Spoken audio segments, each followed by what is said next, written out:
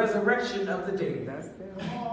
And it is also believed to be a people who rages war against God and nations under the rule of Satan. So with that, I'd like to read.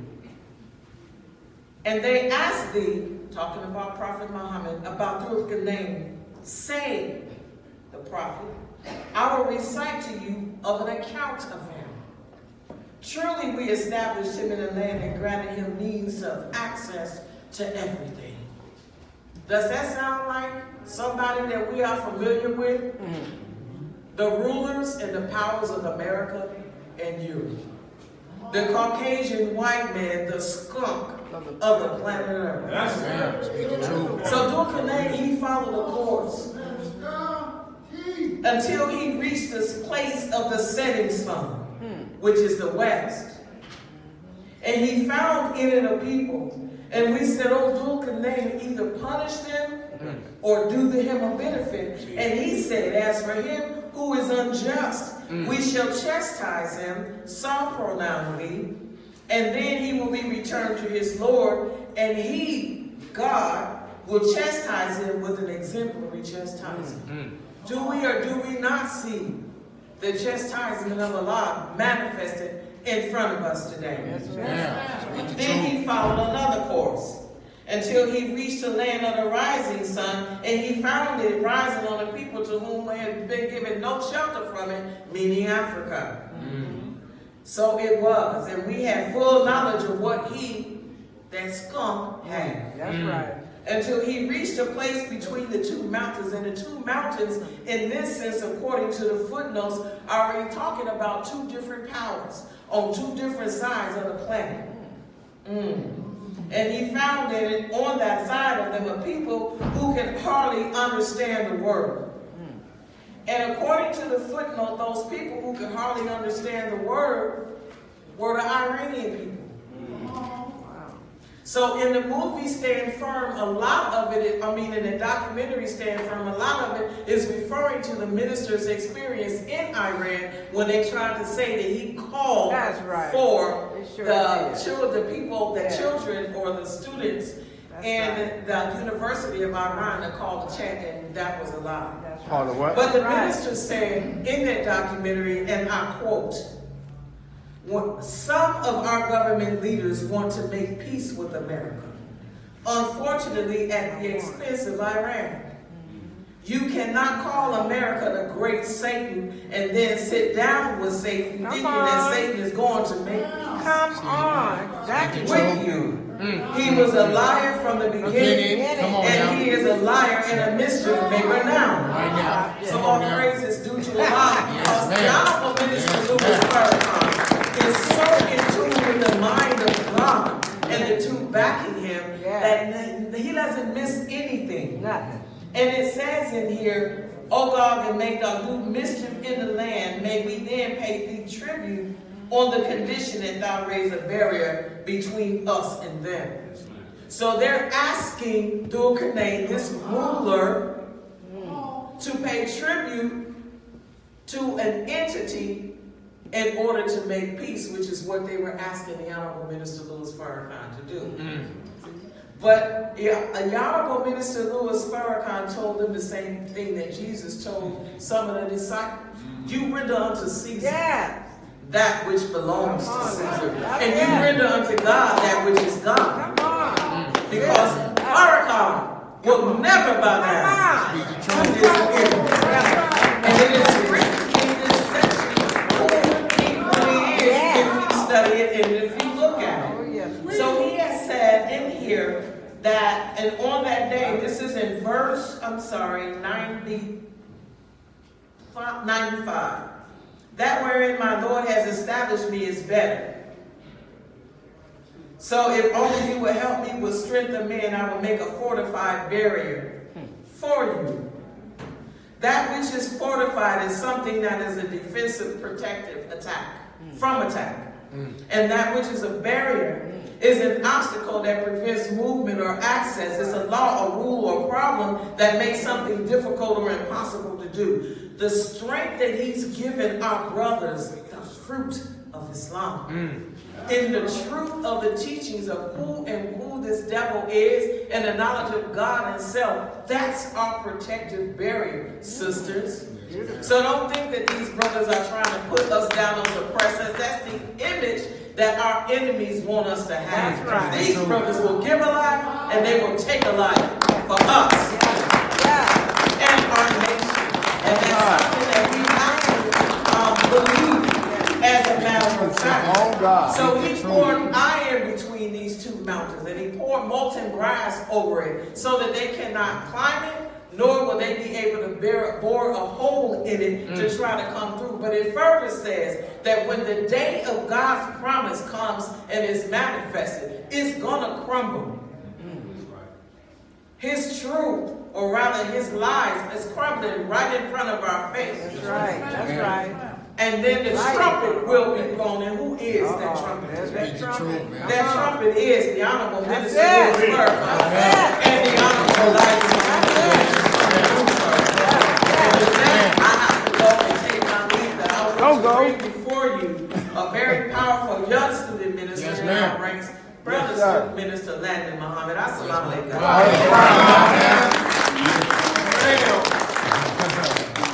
Keep it going for my sister.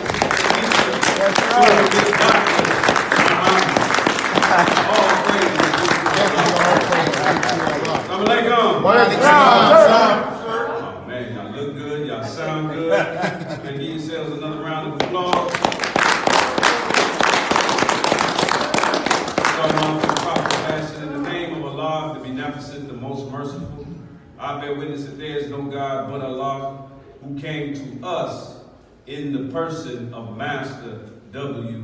Fard Muhammad. Right, I further bear witness that the most honorable Elijah Muhammad is at minimum his messenger, but in fact, exalted Christ. Keep coming to Muhammad Mosque number 27, you'll figure out what I'm saying. You understand? Yes, sir. Lastly, I bear witness that I would know nothing about those first two men. Come on now. Nothing about those first two men if it were not for the Honorable Minister Louis Farrakhan, our divine leader, teacher, yes, sir. And Messiah. Those three great names, I greet you with words of peace. Assalamu alaikum. Wa alaikum, sir. Once again, how y'all feel? Fine, sir. All praises due to Allah. Now, for some of you, when you heard me in those salutations, you heard my sister Nisa Muhammad, and you heard Brother Merlin say that I bear witness that there is no God but Allah, who came in the person of Master Fard Muhammad. Yes, sir. See, a lot of people struggle with that. And I ain't talking about white folks. I'm talking about us. We struggle with that on two levels. We struggle with God being a man, and then we struggle with God coming to the black man. Do you understand? Yes, sir. To the black woman. Do you understand? Yes, sir. Well, you see, there's not much wiggle room on that, though. See, you either on the black side, Come on now. point number 12, or you on the white side of point Yes, number sir. 12. Come on now. I'm going to say that again. You either on the black side of point number 12 or on the white side of point number 12. Yes, sir. Do you understand? Yes, sir. If you go up and look up COINTELPRO, That's it. all of that information is public. Yes. And I want y'all to remember this. It's got a case file number, CG25330971. Hold up, bro. CG25330971. Look up that case file. See, this is the white man's government, the FBI, they did it. saying that they're going to challenge point number 12 in order to disrupt the Nation of Islam. So if you got a problem with point number 12, you're on the same side as the FBI. So at the end of the day, you're either on the side of Farrakhan or you're on the side of the FBI. Pick a side. There ain't no more time to straddle the fence. We burned it down, the fence, in 2019. Come on with You on the that. Farrakhan side or on the FBI side. Bring up a brother that's on Farrakhan side. Yes, sir. Yes, He's sir. been in March 27 for 25 years. 25. Trying to teach us something. That's all. I'm going to say it again, trying to teach me something. Come on now. Ignorant as I am. I'm the only ignorant one. No, sir. No, sir. No, brother, you ain't by yourself. So at this time, please receive our beloved Western Regional Student Minister, Yes, sir. Abdul Malik Sayyid Muhammad.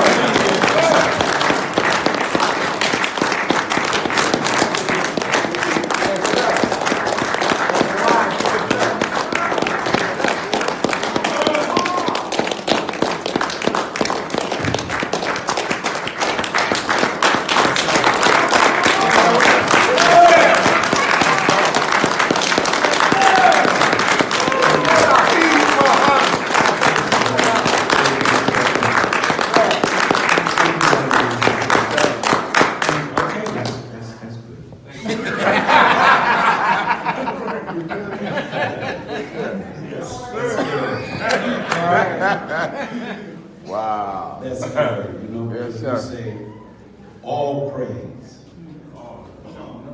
That's is song. due to Allah. Yes, sir. Man is not meant to handle praise too good. But I appreciate the love and respect.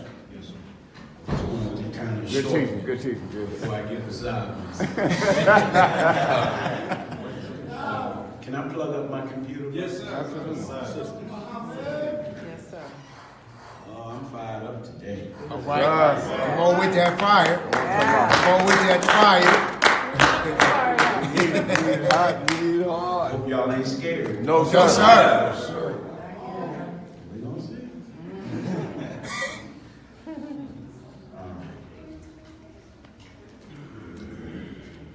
In the name of Allah, the beneficent and merciful, dear brothers and sisters, I bear witness that there is no God but Allah.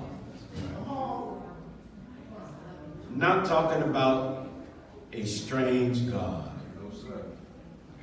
The word Allah is just an Arabic word that just means God.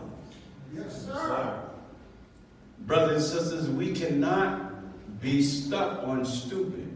Come on now. Just because you and I was raised under our oppressors who forced their language on you and stripped yours. But sometimes black and brown people who was raised in America seems to think that English was around when Jesus was here. Come on now. Or that English was around when Moses was Come on here. now. Teach. Or that English was around when the first man, Adam, was created. Teach. The English language is only nearly 600 years old. Come on It's now. a new language Come on on now. our planet. Come on now. Huh? So don't get spooky when you hear Allah and you think that's another God. I'm with God. Well, if you with God, you with Allah. See? Come on now. See? Because if you went among the Native Americans and they spoke their language, they wouldn't understand either Arabic or English. They call God Tantashallah. Yes, sir. Uh-oh. And if you went to certain parts of Africa, they don't know nothing about English, Arabic, or the Native Americans' language. Some parts of Africa, they call God Nguni Gungu. Yes, sir. Come on. So if you went down there and said, no, God, they like Nguni Gungu. See, come on Bring with all that. the God and we Nguni Gungu. Yes, sir. Yes, sir. To that one who is the creator of all things. Of all things. God is so magnificent in his creation that he has created things that would blow your mind.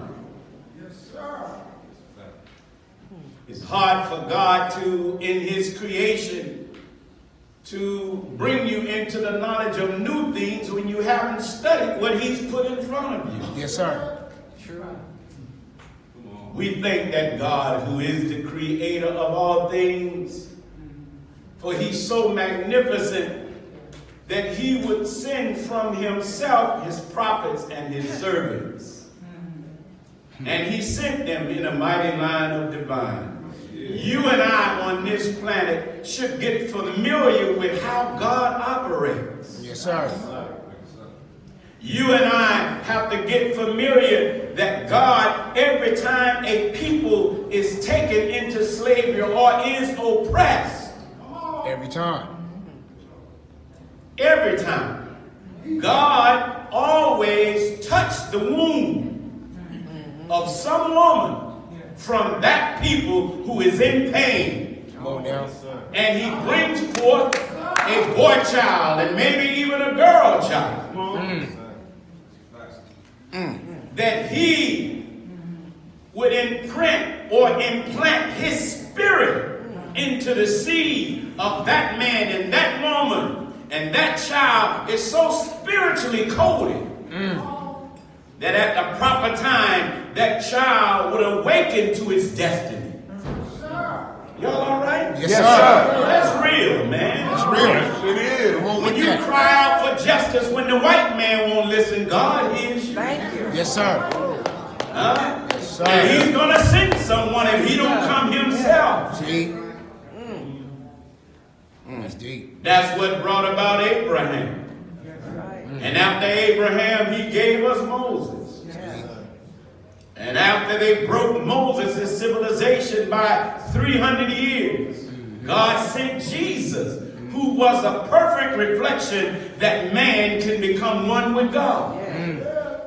Y'all listening? See? Yes, sir. I said man can become what? Perfect. One God. with God. Yes, sir. How do I do that?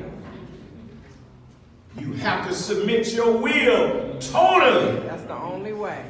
You can't come to God being Monty Hall talking about let's make a deal.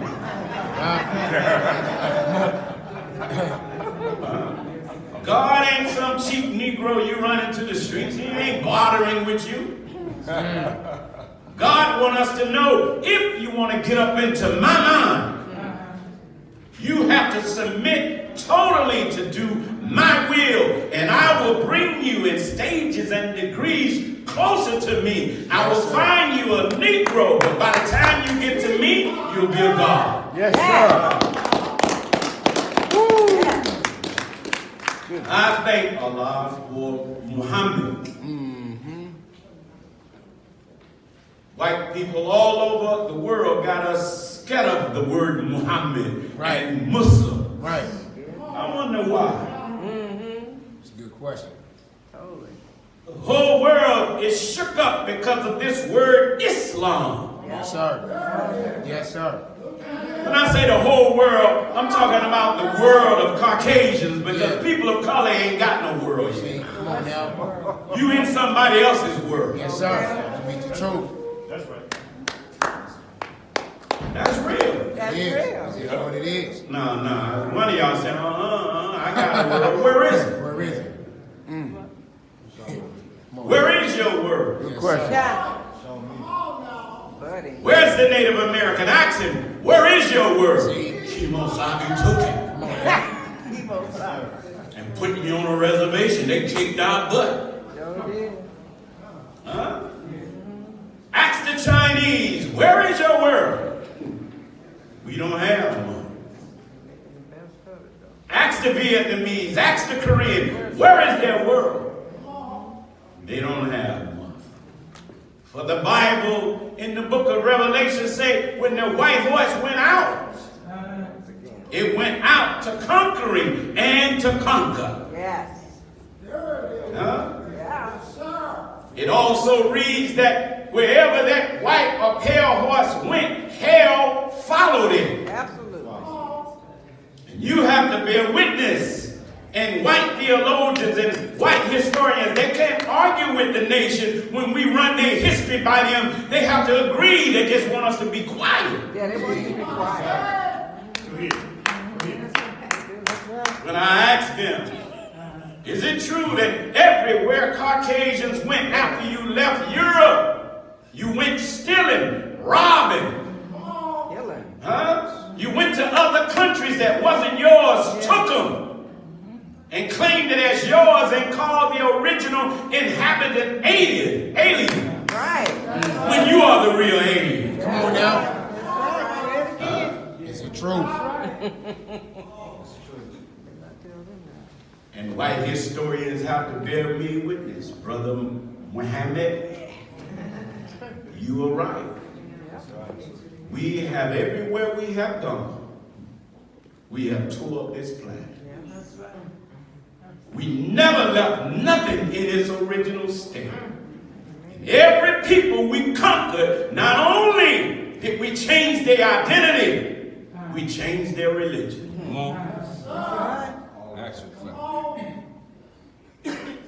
Latino people became Catholics. Niggers became Baptists. Come on. Methodists. Hey. Protestants. Y'all all right? Yes, sir. All of them. Yahweh. I gotta speak straight to y'all. I Thank ain't you, used to be fancy. Go ahead.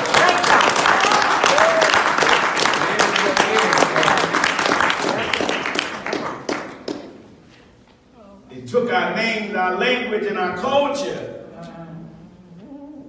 But I'm watching the people of God all over this planet. People of color are beginning to spiritually and mentally awaken. Yes.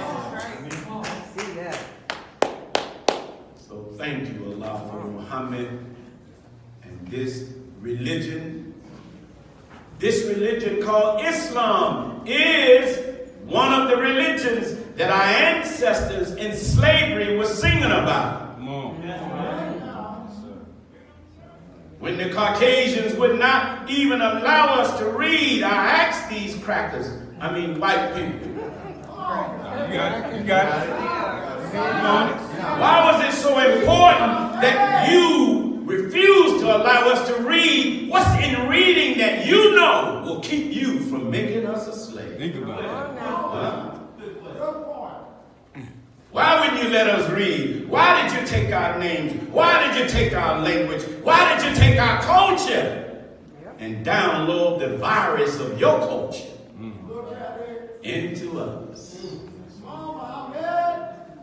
I thank God. Yes, sir.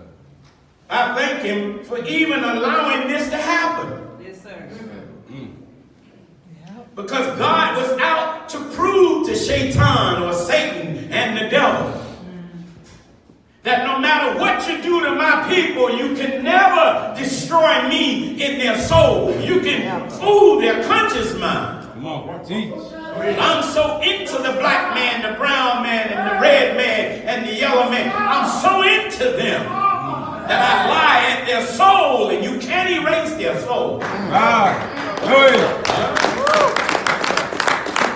And I will raise up messengers and prophets and wise men and women who will know how to use truth to penetrate your life. And it will touch their very soul. See, God makes truth like a good dope dealer makes drugs. Go ahead. That when you hit it, you know it's. Come on. Teach on that ball. Yeah, I used to do it too. I used to smoke that weed. I ain't smoke this crap y'all smoking today. That ain't weed. You know, I used to hit it. That was it. Right, brother? That was it. You do one of them lines? Woo!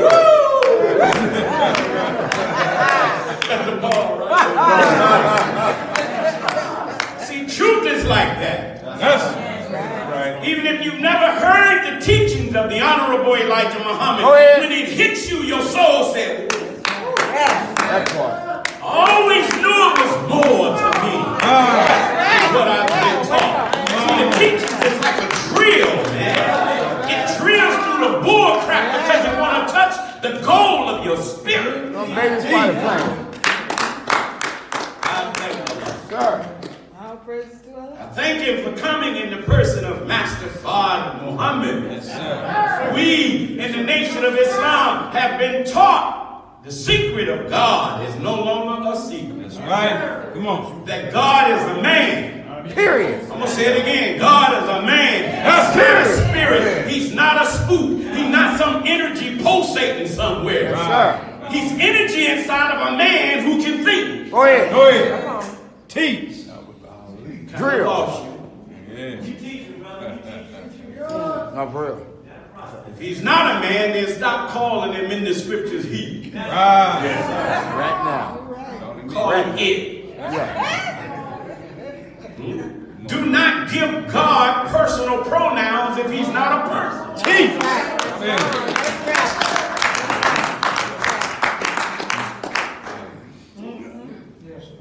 See, that's the trick of our enemy, was to switch to make you think God was something something else. But when you look at all the prophets, our enemy have made them in their color. Which will trick you into thinking that if Jesus is white, then the Father gotta be white. The pictures you see of Jesus, that ain't the real one. My Bible don't give that description. My Bible said he had hair that was nappy. I mean, lamb. Come on. My Bible says his feet was the color of burnished brass. You put heat anywhere near brass, it turns black as soot. My scripture said he had eyes like the bloods in the crypt. They were so red, you don't know whether to stop or proceed with caution. All right.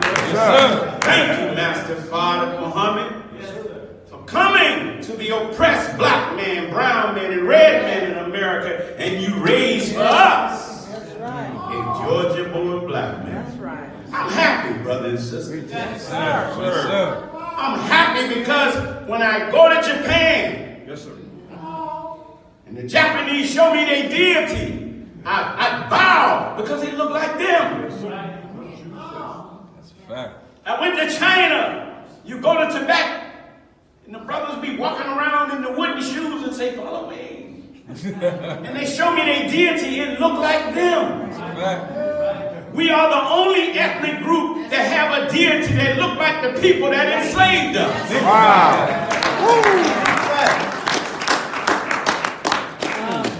That's why people look at us, these people, Right. Yes, sir. Damn.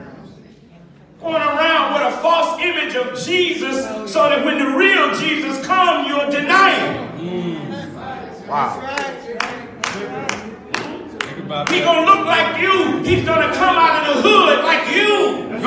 He's going to fulfill that part of scripture where it says, can any good come out of Nazareth?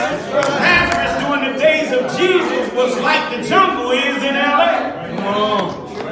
Or the projects in Chicago or New York. Jesus came up out of the hood. Why would God do that? To show the wise that I'll take a foolish people and give them knowledge and they'll whoop your little knowledge. Likewise, this going back the Honorable Elijah Muhammad. I'm so glad. We got somebody that look like that. In fact, when you look at the pictures of Elijah Muhammad, from one angle he looked like a Native American. You look at the picture of Elijah Muhammad from another angle, he looked Asian. Yes, he does. Huh? And then from another angle, certainly he looks like us. That's right. Only had a 4th grade education, taught directly from God, and no scholar ever said he lied. Oh man, I got me a leader.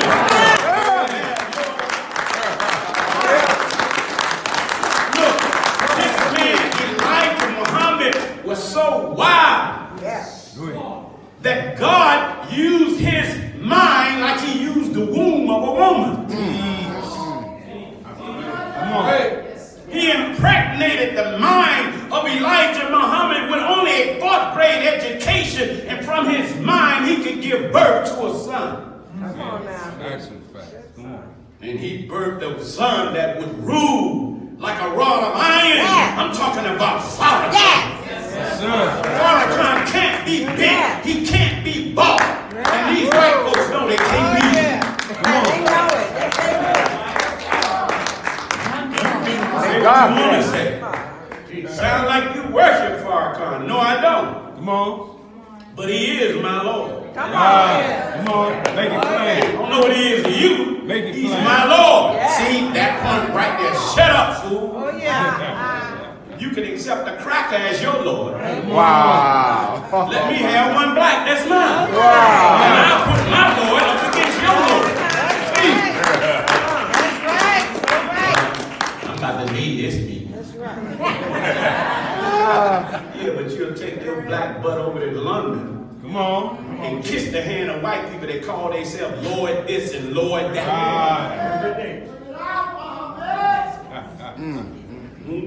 If the Pope came in here, you'll kiss that old dirty hand everybody else been kissing. Right.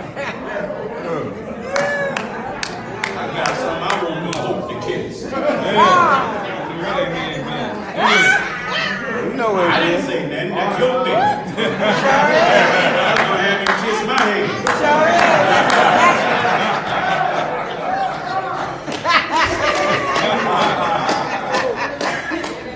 They're holy and righteous. We greet all of you today. Beautiful greetings of peace, something we need in our soul. Yes, sir. Yes, sir. That part. Because we are vexed and perplexed and crazy as hell. Yes, sir. Yes, sir. In a world that is going out. America, America the Great, is falling.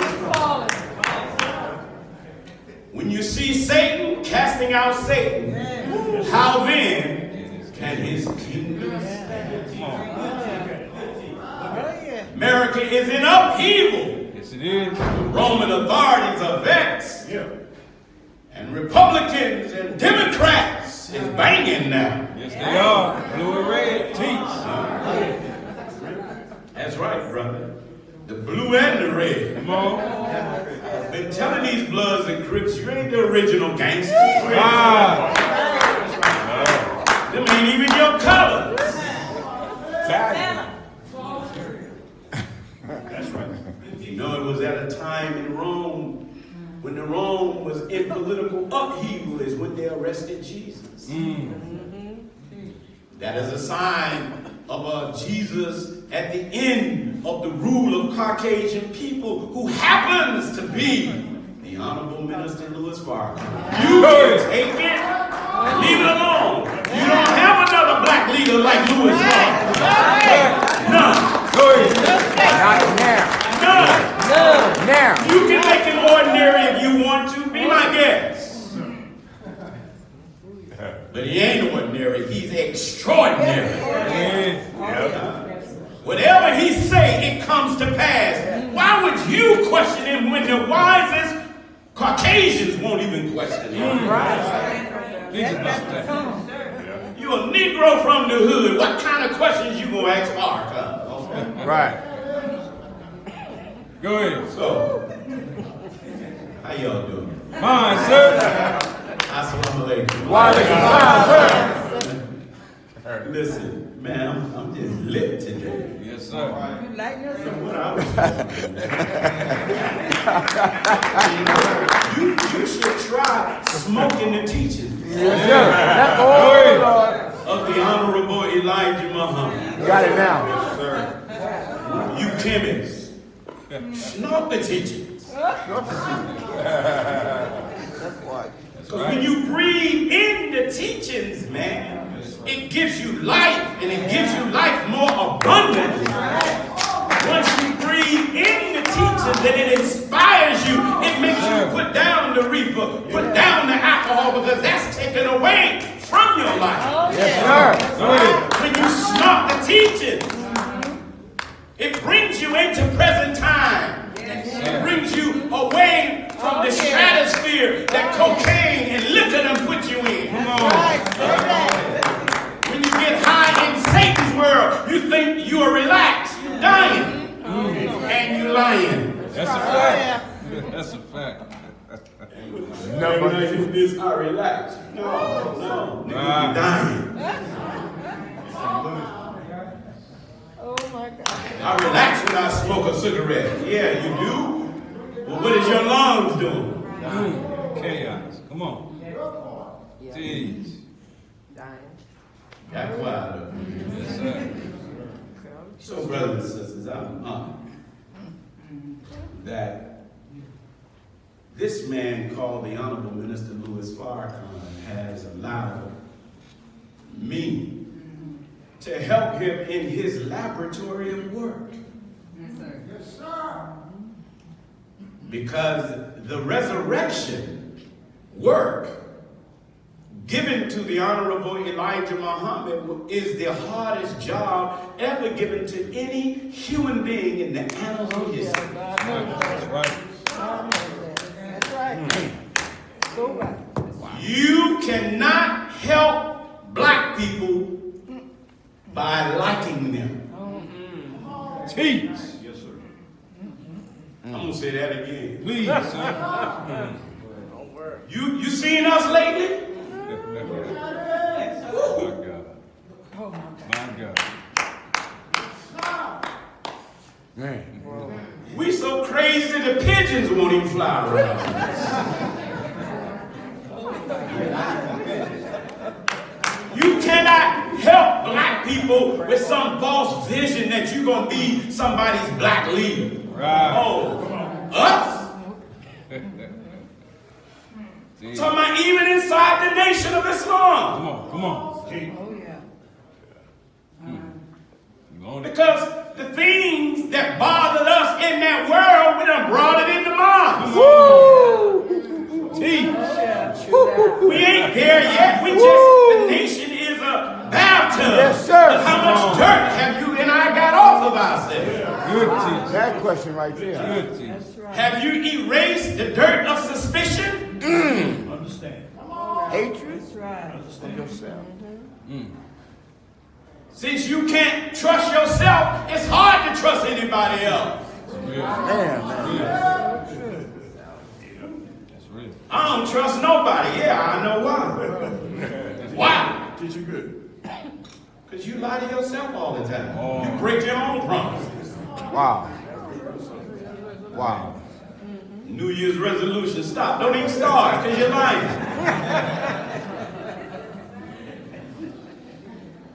Y'all all right? Yes, sir. You know, I love it when it gets quiet. Yes, sir. You think? Because for those who are real, they getting quiet because you are letting it sink in. That's right. You're not some self-righteous bull jiver. Come on. You want to be right. That's right. And in order to be right, let truth in. Wow. Good teacher. That's what I had to do instead of blocking stuff that's going to interfere with my That's right. ignorance. That's right. See, Jesus, Farrakhan, comes to break agreements we've made with hell. Yes, sir. Oh, that's right. Oh, So yeah. I thank him for allowing a wretch like me to come into one of the departments of the laboratory called Los Angeles and the Western region. Yes, Yes, sir. sir. I'm sending you, brother, to one of my worst problems. I'm sending you to a people that was hard to break by the slave master. Think Oh, about yeah, it. Think true. about it. So hard. I'm sending you to a people that if Allah bless you to reach them, they'll move the rest of the world. Oh, yeah. That's right. For when the black man could not be broke in Georgia, the Caucasian would send him to Alabama. Come on. Oh, that Alabama cracker. Come on. Yes, sir. That backer spitting cracker. Yeah. Come on. That rotten teeth cracker. Teach on that man. Come on. Huh? When he couldn't break Kunta, they would send him into Louisiana. And when that Louisiana cracker couldn't break him, he would go into Texas. Come on. And Texas had the worst Come on. Teach. slave breakers in all of America. This is why Elijah Muhammad said Texas is going to be one of the first states that God destroyed. Come on. Yes, sir. And when they couldn't break you in Texas, you just get out. We went west. Come on. Come on. We would have went back to Africa, but we ran into the Pacific Ocean. We didn't know how to swim. So we settled here. Come on. This is why this generation that you see called blood and Crips ain't what I see. Come on. Come on. Wake us up. Good teaching. I've been taught by the Honorable Minister Louis Farrakhan that, brother, this is the best generation we've ever produced. They ready. They're warriors. They're fighters. Go ahead, man. We just got to delete the virus of self-hatred that's been downloaded into them and reprogram them. Go ahead. And when they find out who they are, Yeah. they will be turned like a patriot to the real enemy. Go ahead. Go ahead. Teach on that. Can you imagine 70,000 blood, Crips, and SAs coming together and settling their wars and lining up with the nation? Yeah. Oh, Yes, sir. my God. Come on. It's on. It's on. Can you imagine the FOI 100,000 of us? Yeah. Come on. Oh, yeah. It's about time. It's a wrap. The white folks do, that's why they scared. Right. When I say white folks, I'm not talking about all of them. I ain't one of that. That's right. I mean, people kill me, Yeah. man. Always sending me message on Facebook Live.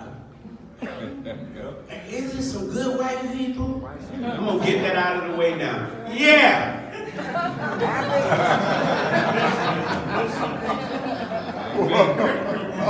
Yes, it is. But I'm not looking for any. I'm trying to find some good black people, some good brown people, some good red people. And the good white people will show up when they see a good movement. All right. And I'm not going to deny them.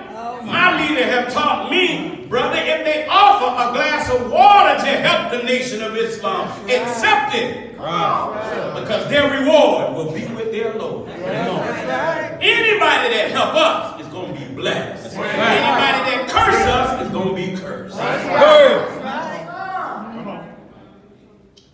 I feel good. I kind of want to fight. I'm in a fighting spirit, man. But I'm going to start with knocking out my own devil. Because if I and you, if I can destroy every virus that the white man downloaded in my mind and it grew into me a personality.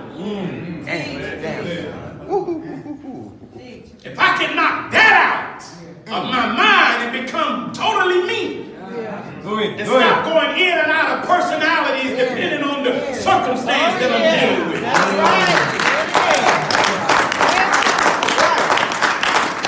Shed off all them people and under that bull crap, there go Abdul, Malik. Go ahead. Come on now. That's right.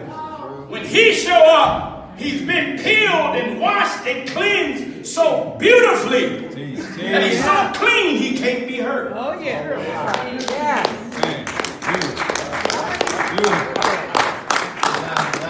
Y'all all right? Yes, sir. A clean heart can't be hurt. No matter what you say about them, you can't break their spirit. You can't hurt their spirit. They unhurtable. Think about it. You can say anything they want. They'll thank you. Thank you. That's right. Brother Abdul Malik, you thinking you. That's right. Ain't that being weak? No, that's being That's strong. being strong. Right. That's right. Because remember, if you're going to help black people, you got to be strong. That's right. Right. You cannot help black people saying you like them. You got to have a love so deep for black people, man, and brown people. You cannot lead them by getting in front of them. You got to get up under them when they stink. Speak the truth. Right. Yes, sir. Speak When the they truth. defecate, man, you got to put them on your shoulders so that they can see what you see. When they so stinky, they at no level. You got to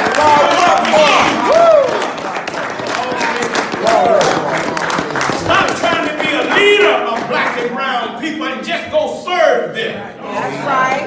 Wow. Wait. Ain't nobody gonna follow you if you ain't following nobody. Come on now. That's right. Sick wannabe gods. In order to be a god, you gotta be a follower. Yes, sir. That's Come on right. now. That's Come right. on now. That's right. Then you gotta prove it. Sure.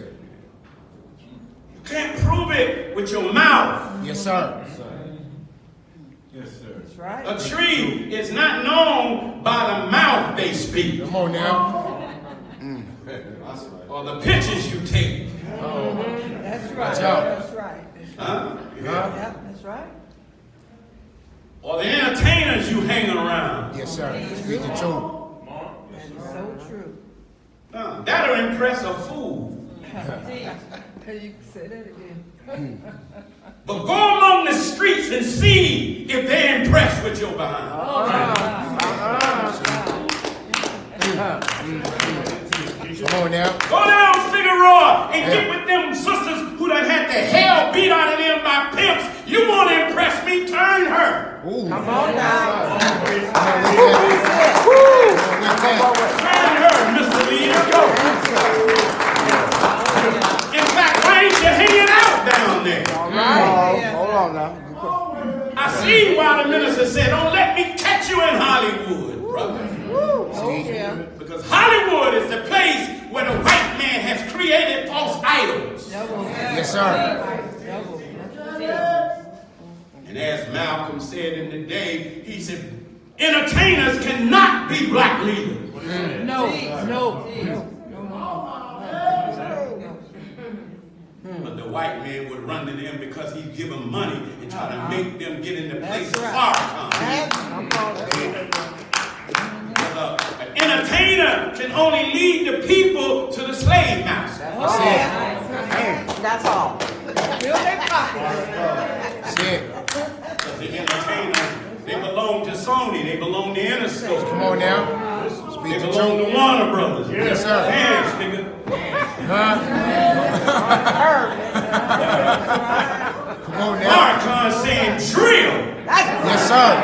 March like a soldier. Yes, sir. Yes, sir. The white man said, make me laugh. Tell a joke. Got quiet. Uh-oh. I like quiet. So today, my subject is a heavy one. And I need your undivided attention. Yes, sir. Undivided. Because we're at the end of the rule of Caucasian people. Yes, sir. They know it too. I respect all of them. But they're going to have to submit. Yes, sir. Because these people that you beat the hell out of, these black, brown, red, and yellow, that white horse, everywhere you went, you turn God's people into dung. But dung has value if you put it in the right place. You, white man, you thought you was destroying black people. No, God was using you from the left side to make a stronger people. That's right. Yeah, you beat us. Yes, you did. You beat us. But every time you hit us, you forced us to call on God. Huh? Speak the truth. And that cry, every time you hit us, every time you raped us, every time you maimed us, we cried out to the heavens, and an immutable law was established to answer that cry. Oh, yeah. Come on now. That's right. Yeah, you beat us. You beat us, but that black woman and that red woman and that brown woman who was taking that pain when she took the seed from her husband, she and God was coding that child to come out with strength. That's right. Teach. They were bigger. They were faster. That's right. Oh, Come on now. Speak the truth. Yes, sir. this is why we just need a teacher. Yes, sir. Yeah. How would they know? Yes. Except they have a teacher. Yeah. And how would they have a teacher unless he was saved? That's right. Brothers and sisters, that creator of the heavens and the earth has created something else. People laugh at the Nation of Islam because the Honorable Elijah Muhammad for over 60 years taught us Yes, sir.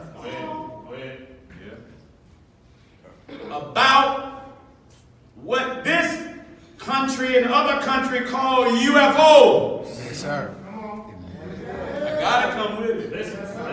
I'm here to tell you that the Nation of Islam got backup. Come on now. Huh? Y'all ain't no nation. Yeah, Right, laugh right. at us. Yes, sir. Laugh. Come on Laugh now. then. Real nation got an army. We got one too. Yes, sir. Why you think I'm in my military gear? Yes, sir. Speak the truth. Huh? I got my flag on my shoulder. I'll never salute the stars and stripes. Right now.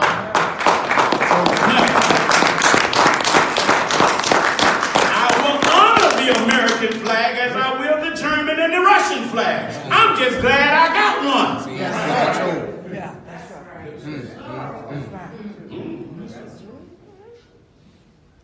Yeah, we got an army. Y'all got weapons? Yeah. Big ones. Yes, sir. Look at they going off on Facebook. I knew it.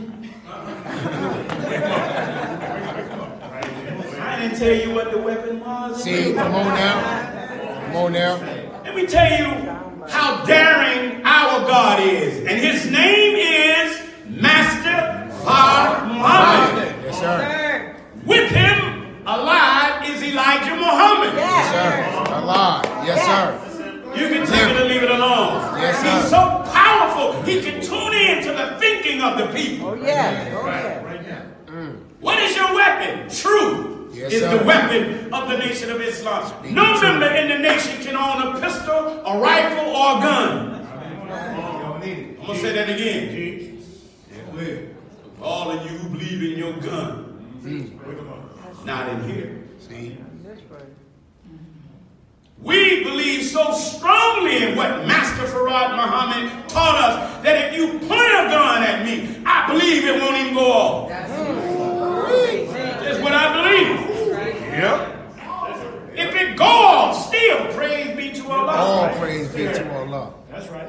Because I'm going to die sweeter in death than you did pulling the trigger. That's the way I pray. I pray if a gun is ever pointed at me, I don't punk out. Yes, I'm sir. be honest. I'm be honest. Yes, sir. I ain't like some of us lying. Come on now. I ain't scared of nothing. I don't know. Now, I want to believe that I fear nothing but Allah. Yes, sir. But I want to be tested. Yes. That's right. Because I need to know myself. Yes, sir. It's powerful. Now, I done been through some incidents where it worked for us. Brother Mark. Yes, sir. LAPD came. I'm like, I tripped a little bit at first. I had a twin. Come on, y'all, you gotta be honest, man. Yes, sir. That little uh-oh came. Yes, sir. The little pump that was in me, it ran. Yes, sir. Come on now. But we challenged them. They went for their weapons, and that's all that happened. They went for their weapons, and we went for them. And guess what? We won. They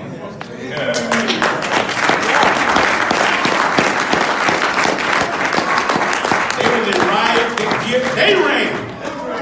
We had their badge and their weapon. And their radio said, hey man.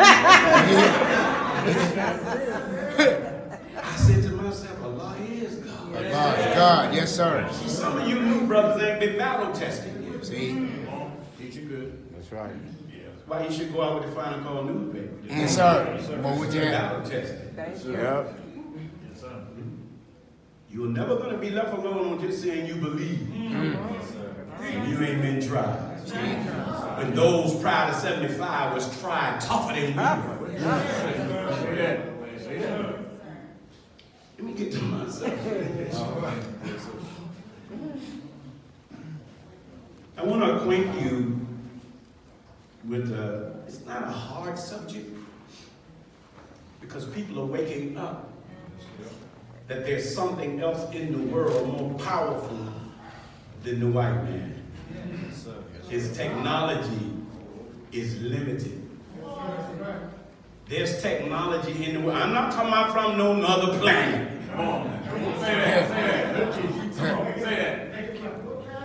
That's what he wants you to think. You know why? Because the white man know what Elijah Muhammad taught. He took the lessons from Elijah. That's right. When Elijah was teaching in the 30s about the mother plane called the wheel, he told the white man what it was and what it was going to do to America.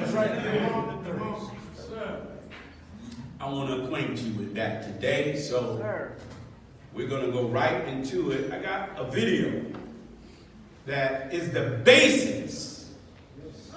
The Honorable Minister Louis Farrakhan went to Washington, D.C. in 1989, October the 24th, to tell the world of his vision that's likened to the vision of Ezekiel. Yes, sir. Where on that wheel, he heard the voice of the Honorable Elijah Muhammad. So I want you to listen to this for yourself. All right?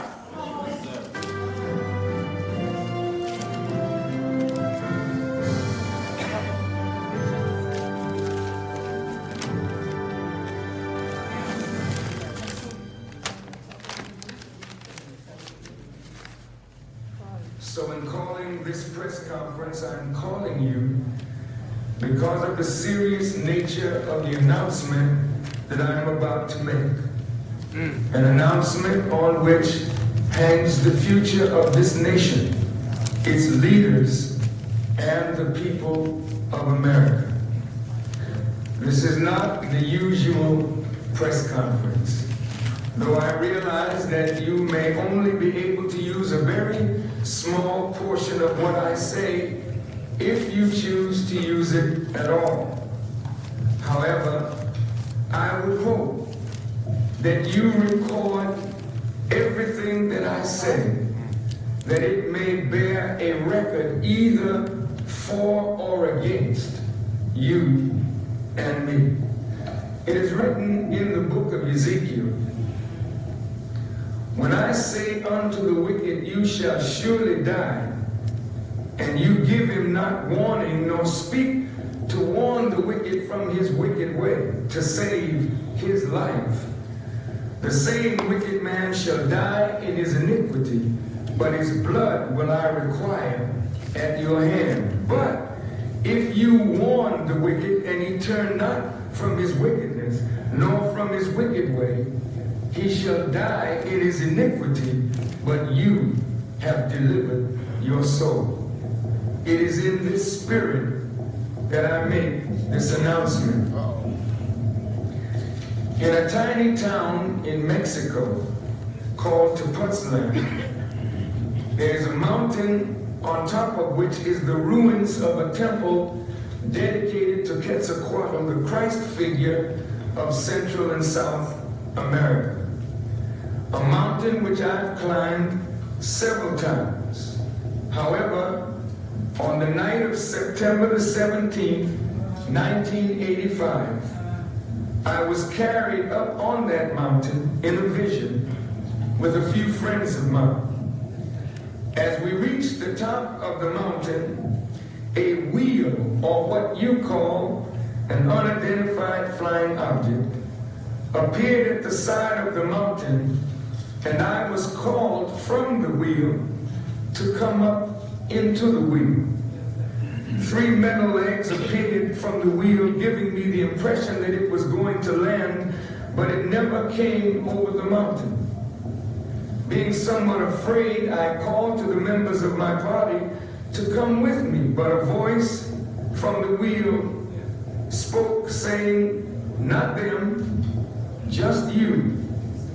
I was told to relax, and a beam of light came from the wheel, and I was carried up on this beam of light into the wheel. I sat next to the pilot. However, I could not see him. I could only feel his presence. Wow.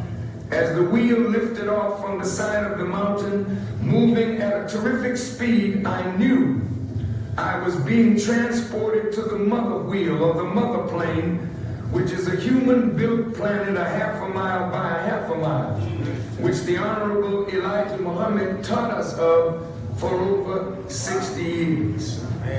The pilot, knowing that I was fearful of seeing this great mechanical object in the sky, maneuvered his craft in such a way that I would not see the mother plane, and then backed quickly into it and docked in a tunnel. I was escorted by the pilot to a door and admitted into a room. I shall not bother you with a description of the room, but suffice it to say that at the center of the ceiling was a speaker, and through this speaker I heard the voice of the Honorable Elijah Muhammad speaking to me as clearly as you hear my voice this morning. He spoke in short, cryptic sentences, and as he spoke, a scroll full of cursive writing rolled down in front of my eyes, but it was a projection of what was being written in my mind. As I attempted to read the cursive writing, which was in English, the scroll disappeared and the Honorable Elijah Muhammad began to speak to me again. He said, and I quote, "President Reagan has met with the Joint Chiefs of Staff to plan a war. I want you to hold a press conference in Washington, D.C. and announce their plan and say to the world that you got the information from me on the wheel." End quote. He said to me that he would not permit me to see him at that time, but he said that I had one more thing to do, and when that one more thing was done, I could come again to the wheel and I would be permitted to see him face to face. He then dismissed me and I entered the small wheel, and the pilot, whom I still could not see, moved the craft out of the tunnel and took it up to a terrific height and maneuvered his craft that I might look down upon the mother wheel, and I saw a city in the sky. With great speed, it brought me back to earth and dropped me off near Washington, where I then proceeded into this city to make the announcement. After I awakened from the vision, it seemed to vanish from my mind. However, on the morning of September the 19th, 1985, a great earthquake struck Mexico City, and it was felt as far away as Tepoztlan, the little town where I was staying. The earthquake brought the vision forcibly to my mind, and I spoke it later that morning for the first time to my wife, Khadija Muhammad, and to Sister Tainera Muhammad in the city of Cuernavaca in Morelos, Mexico. During the vision of 1985, the Honorable Elijah Muhammad did not tell me who the war was planned against or where the war would take place. But as events began to unfold from September to December of 1985 into January of 1986, it began to dawn on me slowly that that war might be against Muammar Gaddafi and the Libyan Jamahiriya, but I was not completely sure. In early February 1986, I was invited to participate in and be the spokesman at a press conference initiated by the Libyans in cooperation with Kwame Ture of the All-African People's Revolutionary Party and the representatives of approximately 15 groups of blacks, Native Americans, Hispanics, and whites, in essence, to say to the government of America, hands off Libya. While I was speaking at that press conference, the lights of the television cameras in the back of the room brought back the vision of the press conference that I was to hold in Washington, D.C., and I wondered to myself, could this be it? In February 1986, I embarked on a world tour. And while I was in Ghana, in West Africa, it crystallized for me that the war that President Reagan and the Joint Chiefs of Staff had planned was, in fact, against Muammar Gaddafi and the people of Libya. So I decided to alter my planned itinerary to go to Libya and to warn Muammar Gaddafi. I arrived in Libya and practically every member of the Libyan government met me in my suite, with the exception of Muammar Gaddafi and his second in command, Jalud.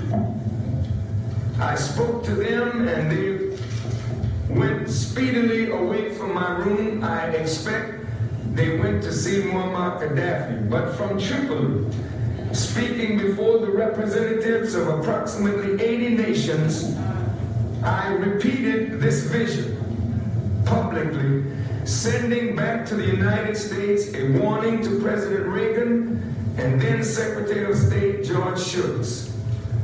During the confrontation in the Gulf of Sidra between the United States Air Force and the Libyan Air Force, it was reported in the press that a bright orange object was seen over the Mediterranean.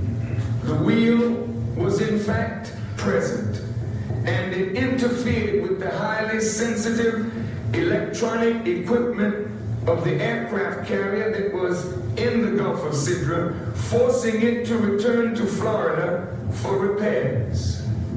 In 1987, 2 years later, in the New York Times Sunday magazine, and on the front page of the Atlanta Constitution, the truth of my vision was verified, for the headlines of the Atlanta Constitution read, President Reagan planned a war against Libya.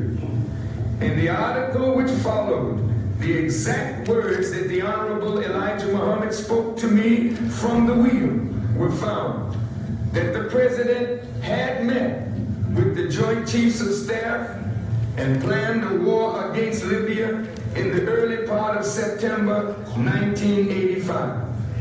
I did not realize at that time, when the Honorable Elijah Muhammad said that I had one more thing to do, that one more thing involved having the actual press conference that I'm holding today and making the actual announcement that I am now fully in the knowledge and understanding of.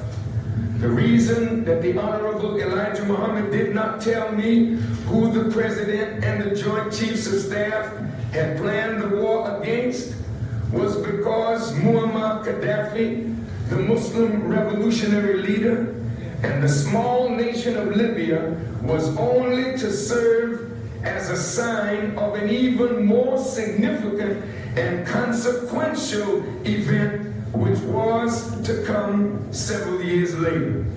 I'm here to announce today that President Bush has met with his Joint Chiefs of Staff under the direction of General Colin Powell to plan a war against the black people of America, the Nation of Islam, and Louis Farrakhan, with particular emphasis on our black youth, under the guise of a war against drug sellers, drug users, gangs, and violence. All of this is going on under the heading of extremely urgent national security. The FBI, in preparation for this assault on the black community, has stepped up its campaign against strong black political leadership.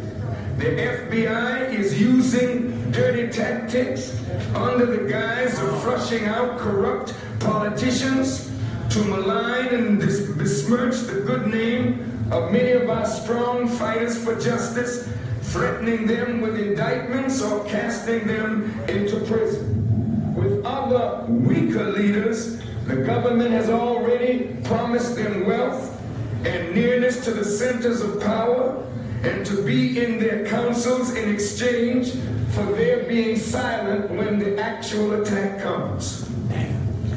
The FBI has been working to destroy the Nation of Islam since 1940. As a young Muslim 34 years ago, I recall that agents of the FBI were constantly visiting members of the Nation of Islam, trying to frighten us and our families away from our belief in the religion of Islam and away from our desire to follow the leadership of the Honorable Elijah Muhammad.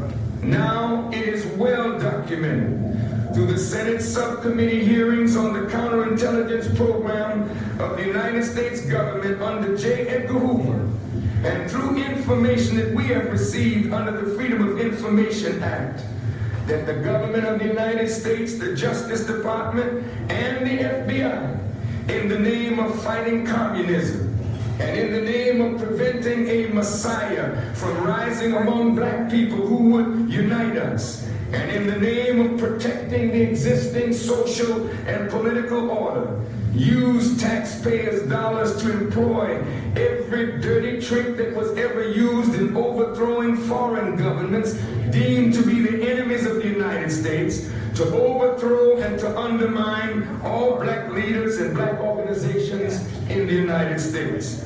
It is well documented that the FBI, using taxpayers' dollars, conducted illegal surveillance, wiretaps, and mischievous machinations against black leadership to discredit, undermine, embarrass, and even kill those leaders who stood up to amend the condition that 310 years of chattel slavery and 100 years of free slavery produced.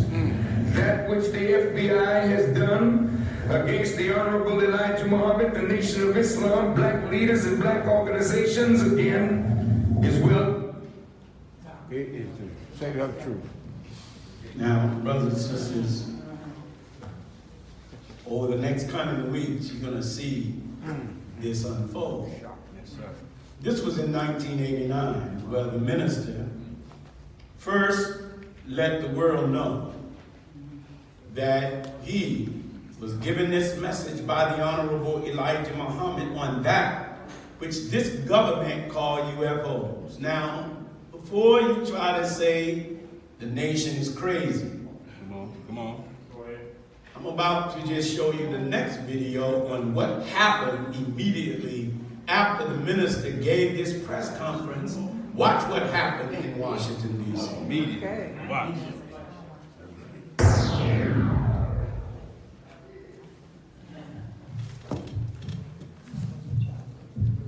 Consequences of the wicked machinations of the United States government. You may come against me, which you are free to do, since we have no power to stop you. But I warn you that I am backed by the power of Allah and His Christ, and the power of that wheel in which I received this announcement. And the moment you attempt to lay your hands on me, the fullness of Allah's wrath will descend upon you and upon America. And before you will be able to establish your mockery of me, if that is what you wish to do, for what was revealed to me in the wheel, you will see these wheels of what you call UFOs in abundance over the major cities of America. And the calamities that America is presently the lights were described as moving rapidly and creating no sound. Those investigating us. What else could the here's the record? What caused that? Well, it could of course be a paper trail from an airplane, and I'm sure somebody would claim it's a UFO, but I would not say it's that. You should turn to that as the last possible explanation, and I suspect that others can come up with a good explanation from neurology.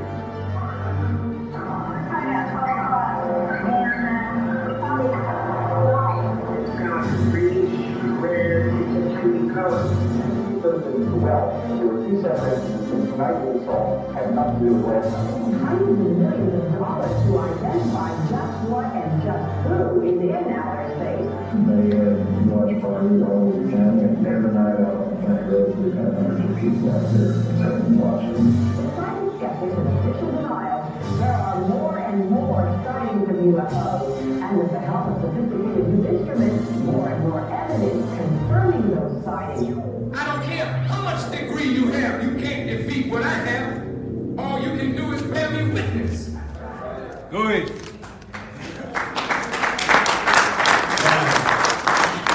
The video may have been a little distorted, but this was reported right in Washington, D.C. Yes.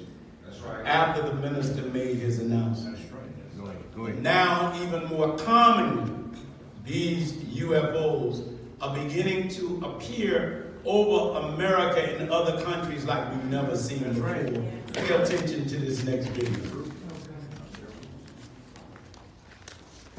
The U.S. Navy has finally acknowledged that videos appearing to show UFOs flying through the air are real. They don't call them UFOs, they call them unidentified aerial phenomena. The several videos they're talking about were recorded years ago by fighter pilots.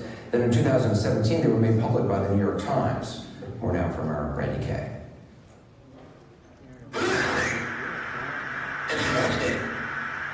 Images of that rotating thing captured by U.S. Navy aircraft, sensors locking in on the target.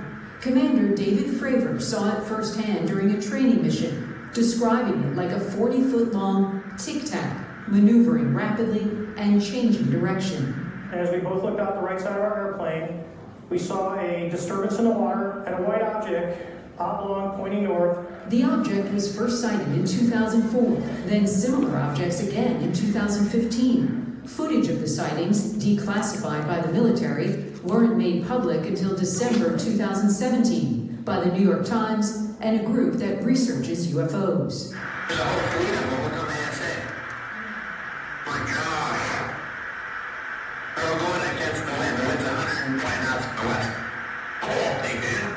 This was extremely abrupt, like a ping pong ball bouncing off a wall. The ability to hover over the water and then start a vertical climb from basically zero up towards about 12,000 feet and then accelerate in less than 2 seconds and disappear is something I had never seen in my life.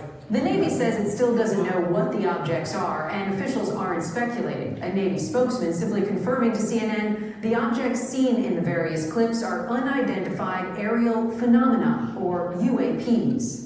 The UFO reports were first investigated by a secret $22 million program, part of the Defense Department budget, that investigated reports of UFOs. The program has since been shut down, but it was run by a military intelligence official who told CNN they found compelling evidence that we, quote, may not be alone. Randy Kay, CNN, New York. All right. All right. Just stay scholarly, because the black, the brown, and the red community, you have to be taught on what they call a phenomenon, but it's not to us. Right. That's right. This information was given to the Honorable Elijah Muhammad by God in person. This man, Master Fard Muhammad. Right.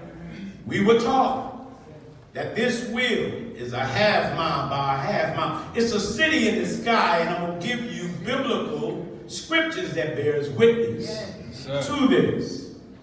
And even in the Islamic world, among, I think it's the Shiites. Yes, sir. The Shiites believe that the Mahdi, who is to come, will be coming on a modern day space-like craft to deal with this world. They believe that. Yes, sir. I mean, millions of Muslims. And so I'm just happy that this wheel of what is called UFOs, let me tell you, it was put together on this planet. Come on. Teach. That's right.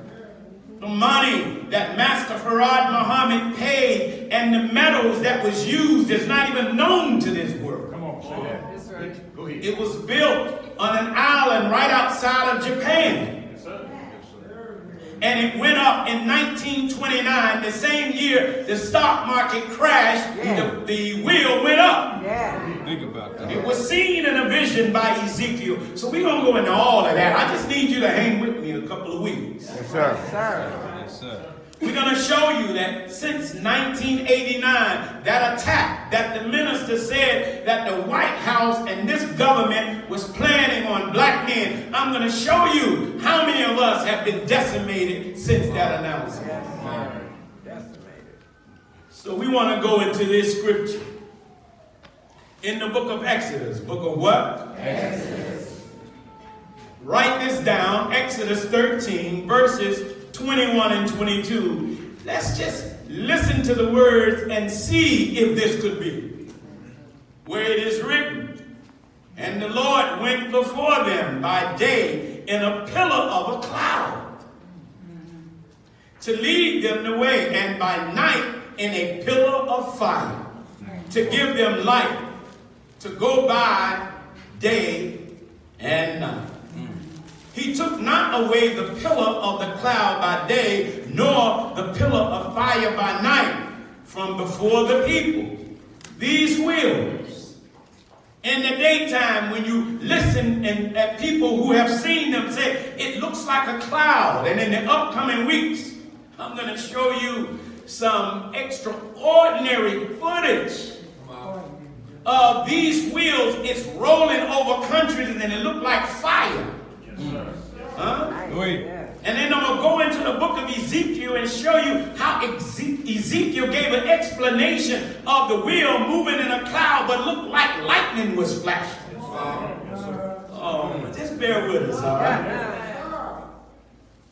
Let's go to the next scripture in the book of Ezekiel. This is Ezekiel chapter 1, verses 15, 16, and 17. Now, some of you say you go by your Bible.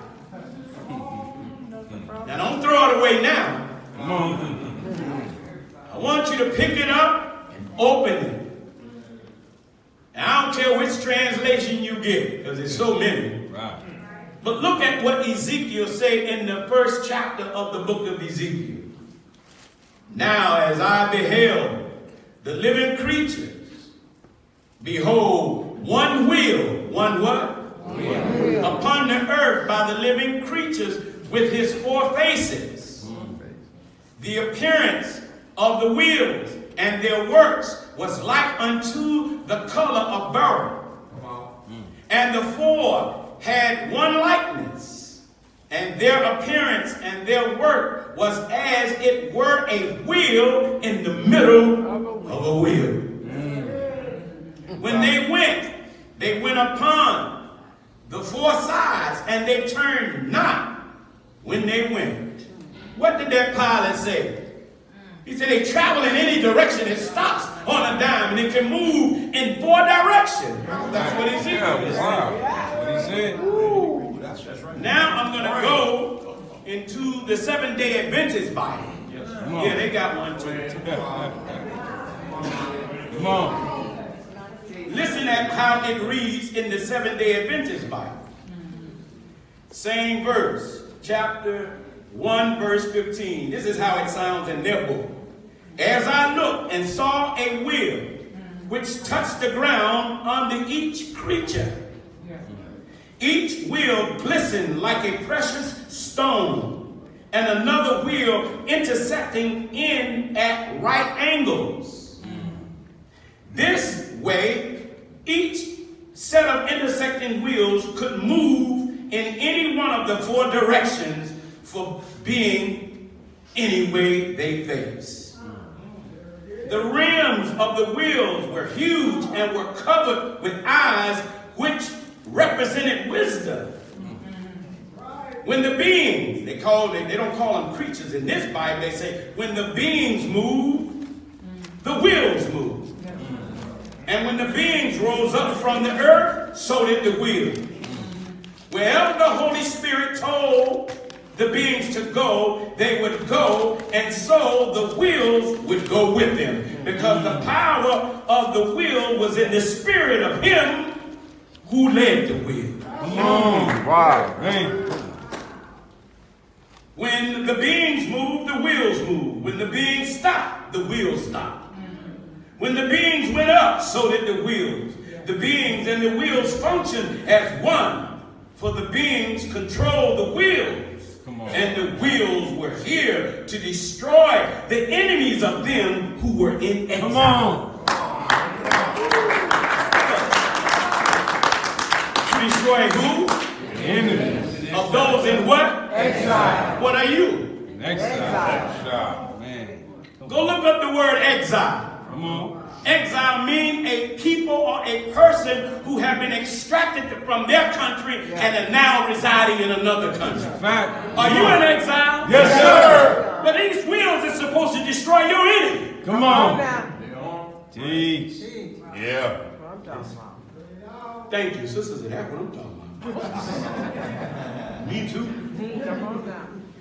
Y'all all right? Yes, sir. I'm excited, man. I told y'all we got backup. Come on now. Yeah. These wheels, the mother of wheel, have 1,500 wheels on it. It is a city in the sky, a half mile by a half mile. That's borough. You heard that word, so that word is just giving you the definition because they've talked about the colors of the wheel.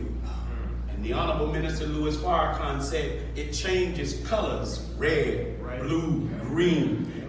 And these lights is a language. Yes, sir. Yes, sir. That's right. Huh? Yes, sir. So when you're driving down Vermont, when you see a light and it turns red, what are you supposed to do with your car? Stop. That's a language. When you see yellow, what are you supposed to do? Slow down. Slow down. Run it. Most of you do what? Speed up. That's the hood way. They do that in white people's neighborhood. They slow down. When you see green, what do? You go.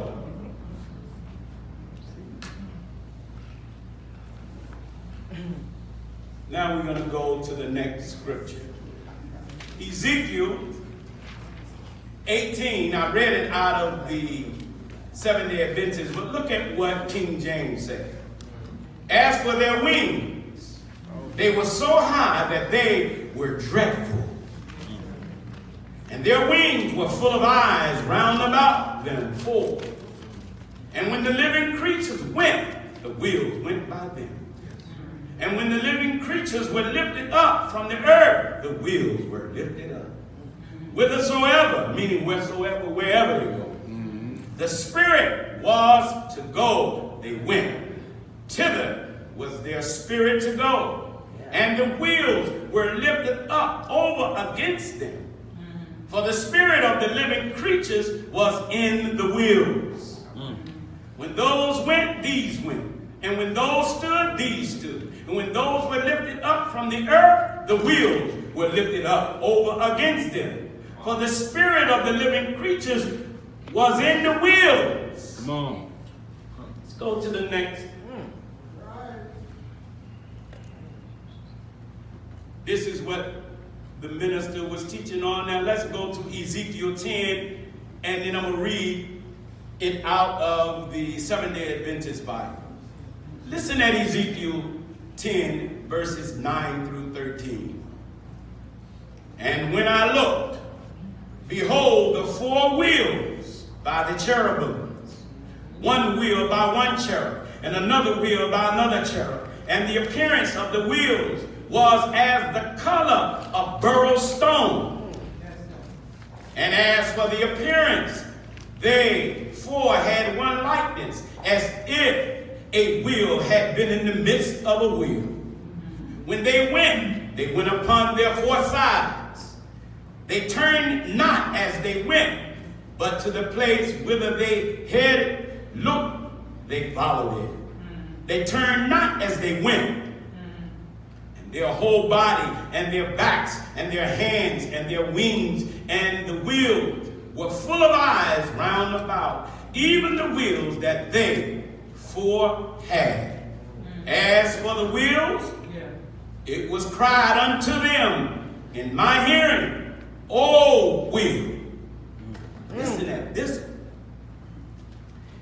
I kind of like these Seventh-day Adventists book. Let's read it out of their book. Listen at what they say. I also looked,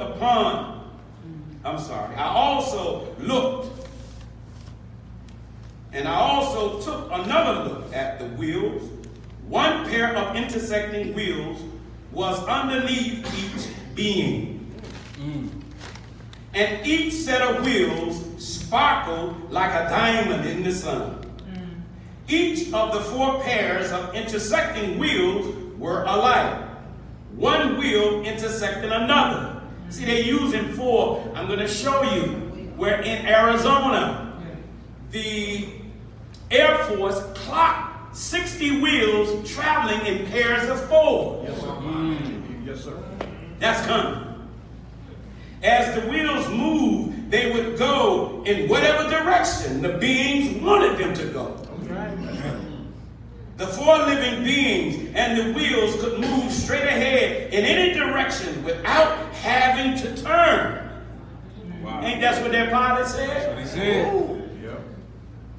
I noticed that their bodies, including their backs, their hands, and their wings, were covered with eyes representing wisdom. I heard them call the wheels the whirling wheels that is here to destroy those who have my people captive. Come on. You can take it. Come on. Leave it alone. I'm taking it. Yes. Come on. Let's go on. I want to move through this quick. We got so much. The Honorable Minister Louis Farrakhan, after giving that announcement, was called into Washington, D.C. by the owners of the Washington Times and the Washington Post, Jewish owned. In the upcoming weeks, I'm going to show you why are the Jews interested in the wheels. Do you know that 1% of the top rabbis in the world are taught about the wheel? Come on. Come on. I'm going to show you.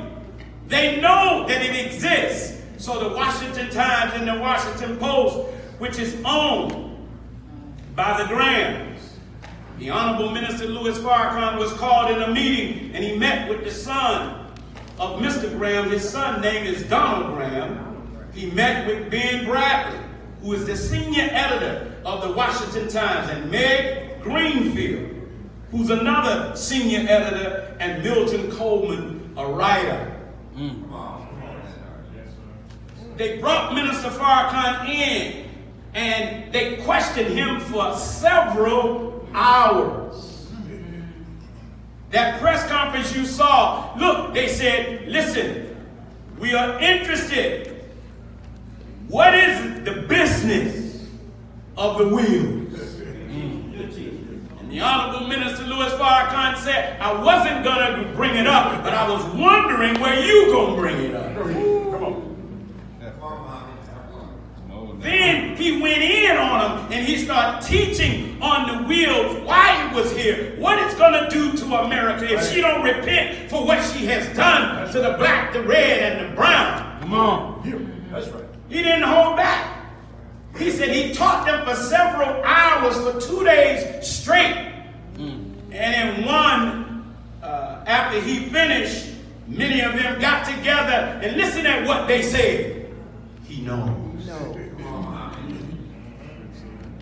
He knows. They said it 3 times. See, this is why they ain't never called a minister no fool. Like never called him a lie. Come on. See? That's right. They don't say he lied. In fact, he told us, everywhere I go, the wheel follow me. Come on. Peace. Huh? That wheel, I mean, brothers, the technology on it will turn this world upside down. They never seen it. Now, we're not going to stop. I'm going to lay the base for this teaching. Now, let's go back to the earliest sighting, because I got to show you where white folks believe it. Because if I don't show you your slave master, where he believed it, it's going to be hard to get to Uncle Tom. That's right.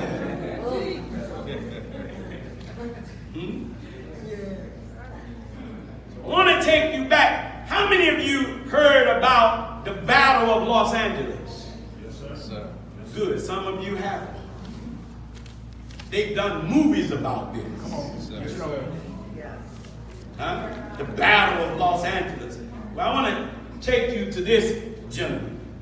His name, and brothers and sisters, look, those of you who are watching via Facebook, those of you in this room, write these names down. Pretty sure you are. And fact check me. Right. This General George Marshall, he was the general over the U.S. Army Joint Chiefs of Staff. February the 26th, 1942 is a very special day for the Nation of Islam. On the birthday of Master Fard Muhammad, this was reported. Take a look at that. From the archives, 1942, the Battle of LA. Listen to this. Searchlights, coverage on an unidentified object over Los Angeles in the early morning hours of February the 25th, 1942. This is the unretouched version of this photo because the LA Times doctored the photo. This is the unretouched photo that we got from the Freedom of Information Act. Now, the General George Marshall, I'm going to read to you what he said. I mean, check this out. General George Marshall, the top in the blue, memo to President Roosevelt about the unidentified objects over Los Angeles on February the 25th, 1942. Look at the heading of his memo to President Roosevelt. It starts off saying War Department. What department? War Department. Office of the Chief of Staff, Washington, D.C., February the 26th, 1942, memorandum for the President. Listen to what he said. The following is the information we have from CHQ. As this moment regarding the air alerts over Los Angeles of yesterday morning. From details available at this hour, unidentified, what? Unidentified. Airplanes, other than American Army or Navy planes. He's making it known. Yes. Other than American Army or Navy planes were probably over Los Angeles, and check this out, and were fired on by elements of the 37th California Brigade between 3:12 and 3:45 a.m.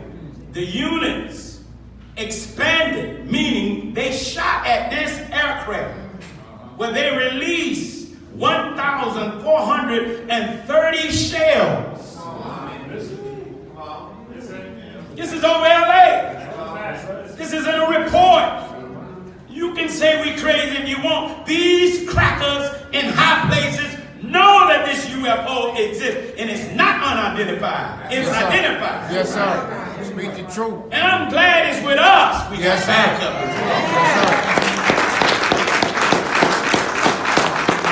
I know. I'm going to see one. You going to see one when you see one. Yes, sir. Look, he goes on to write. As many as 15 planes may have been involved flying at various speeds from what is officially reported as being very slow to as much as 200 miles an hour, and then they elevated from 9,000 to 18,000 feet. No bombs were dropped. No casualties of troops. No planes were shot down. No American Army or Navy planes were in action. Investigation containing it seems responsible to conclude that if unidentified airplanes were involved, they may have been from commercial sources operated by enemy agents for the purpose of spreading alarm. Let me stop right there. When this happened in 1942, when that mother wheel came over LA they shut down all the lights in Los Angeles. White people panicked to such a degree that the only casualties were Americans who was trying to get away in their cars, and it was so dark they had car accidents. And they died in car accidents. So I want you go back and look up this story. This happened in what month? February. Of what? 2022. Okay, but look at what happened in May. Now, the Honorable Elijah Muhammad had been teaching on this since 1930. That's right. That's right. Do you know that the Jewish Defense League had spies inside the Nation of Islam? Huh? The Jewish Defense League was one of the investigating arms of the country of America and Israel. The wickedly wise know about these wills. Huh? Yes, sir. And they would listen to the Honorable Elijah Muhammad teach on the wills. So May 8th of 1942, that's an FBI agent, they raided the Honorable Elijah Muhammad's home and the mosque and took the teachings about the plan. That's right. Look at our messenger, man. Does he look like he's scared? No. Look at how respectful these crackers are. Because they say, hey, he might just be connected. But he was arrested May 8, 1942, because America was about to prosecute a war on Japan. Right. And they could not have Elijah Muhammad, who's connected to that wheel, out teaching. Here's more information where Roosevelt signing the documents. Elijah Muhammad being arrested because this government know about the will, but they refuse to teach the American public. That's right. That's right. Now I'm going to take you to a few more people. Let's go to this president. See, I got to show you your slave master agreeing with the teachings of the Honorable Elijah Muhammad. Yes, sir. In 1972, what year? 1972, sir. President Gerald Ford, listen at what President Ford said. In the firm belief that the American public deserves a better explanation than that thus far given by the Air Force, I strongly recommend that there be a committee investigation of the UFO phenomenon. I think we owe it to the people to establish credibility regarding UFOs and to produce the greatest possible enlightenment on this subject. This is Gerald Ford, and also the Mr. Rivers, who is the chairman of the Armed Service Committee. Let's go to Mr. Barry Goldwater. Barry Goldwater, who is a senator out of Arizona. Look at what he said. The subject of UFOs is one that has interested me for some long time. Yeah, I'm sure. About 10 or 12 years ago, I made an effort to find out what was in the building at Wright-Patterson Air Force Base, where the information is stored that has been collected by the Air Force, and I was understandably denied this request. What do they have? Did it flip? Did it go to the next one? Look at what he said. It is still classified what? Come on, talk, students. Barry Goldwater, wait a minute now. How you got something that's above top secret? You got a top secret, but now you got something above that. Wow. That wheel is the chariot that our ancestors were singing about in slavery when they say, swing low, sweet chariot. Coming for to do what? Carry me home. That wheel is a chariot. So here Barry Goldwater said, it is still classified classified above top secret. I have, however, heard that there is a plan on the way to release some, if not all, of this material in the near future. I am just as anxious to see this material as you are, and I hope we will not have to wait much longer. Now I'm going to take you to your boy. Y'all still with me? Yes, sir. Listen at what President Jimmy Carter said. When he was running for president, he made the American people a promise. Look at what he said. If I become president, if he become what? President. I'll make every piece of information this country has about UFO sightings available to the public and the scientists. Listen to what he go on to say.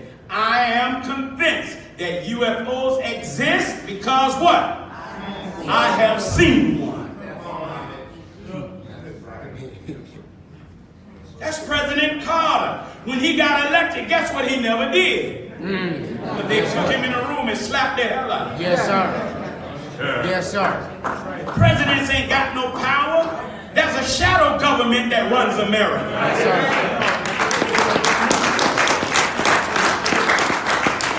You learn real quick he ain't got no juice. You ain't gonna reveal nothing, sucker. That's right. You'll never give the Nation of Islam benefit because they're the only ones teaching what these things really are. That's right. Let me tell you something. They know. I believe even Trump knows. Yes, but I believe that this Caucasian that's in high places who's crazy, he's so arrogant, I believe they're ready to go to war with the wheels.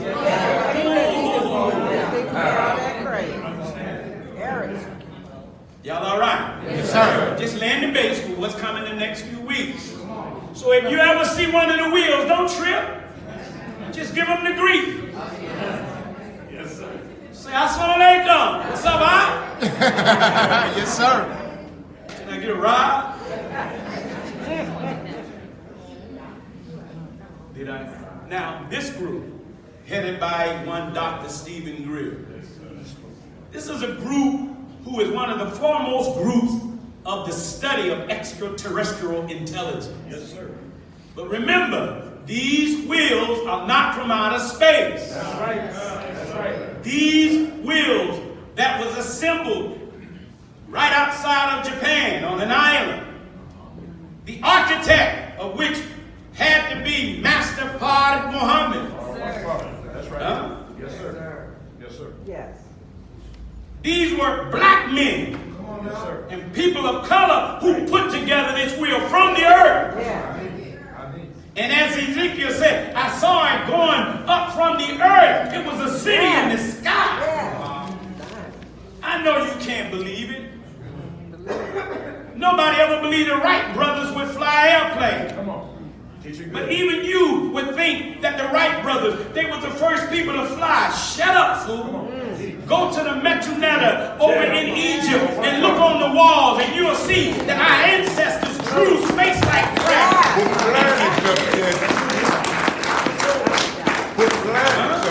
How do you think these mountains got here? These mountains got here from wheel-like planes.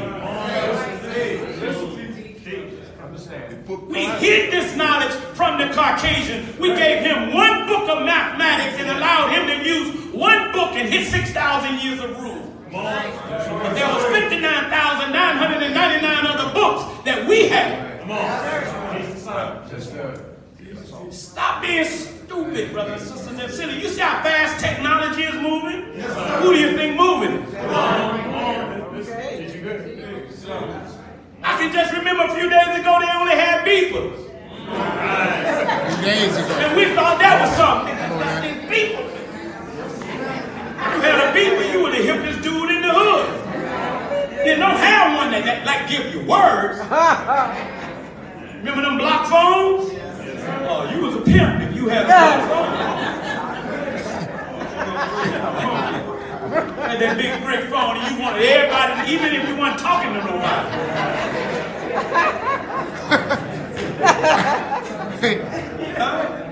You'll look at that now and laugh at it with what we got now. See?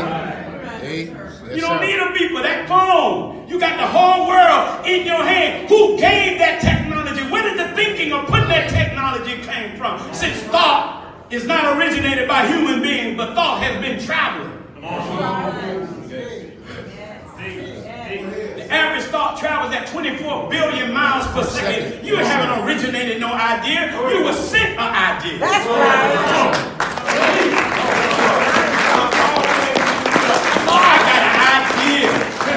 Yeah, where it came from? Me. No, your mind is an antenna. It picks up on ideas. And depending on what kind of moral person you are, will depend on what kind of thoughts you pick up. See, come on now. Yes, sir. That was a good one, yeah. If you're a criminal, you're going to pick up criminal thoughts. See, yes, sir. If you're a liar, you're going to get imaginative. You're going to get very imaginative with your lie. Y'all all right? Yes, sir. So this group, go look them up, go study them. They the foremost. You should see the pictures that they have. They bear witness. Elijah Muhammad said, the white man will bear witness to what I teach. Yes, he is. We ain't got to prove nothing to you. Go get with your white folk. That's right. Come on now. They will prove that the Nation of Islam have been teaching the truth all along. So in 1986, this Japanese pilot, Teruchi. In 1986, this is a captain who flies a cargo plane, the 747. In 1986, he saw the wheel and went to the same Washington Post. See? And they put it on the front page. They asked him, how big was it? He said it was the size of 2 aircraft carriers. Each aircraft carrier is at least 440 yards. And if you run track, a 440 is a quarter of a mile. Yes, 2 of them is a half mile. Yes, he followed it for 1.5 hours from Alaska over the Bering Strait. He followed. He got off course and just followed the damn.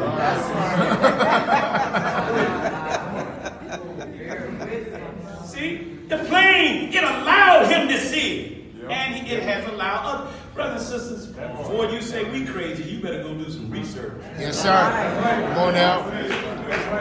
Yes, sir. Where do you think the white man got the idea of making a movie called Independence Day? Come on now.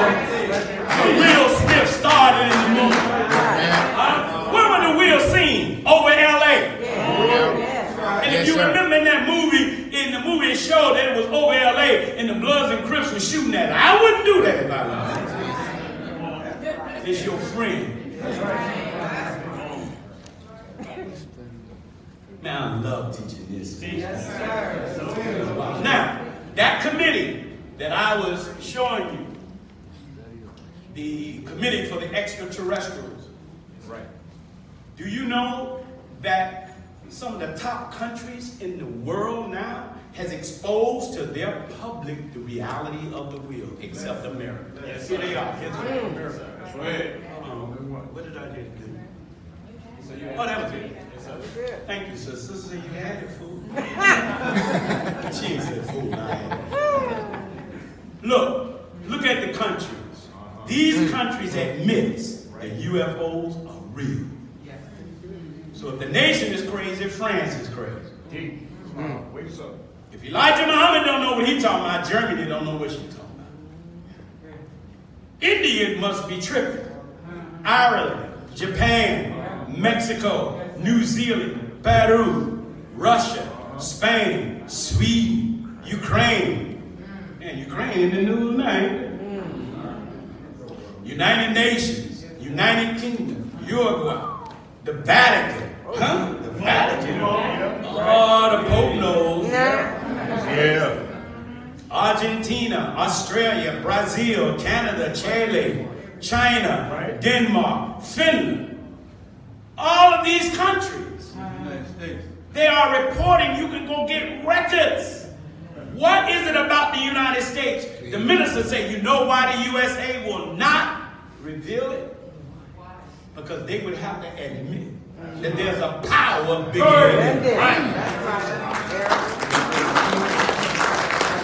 They are so arrogant. There's a power bigger than you, Trump. Bigger than you, Trump. Trump.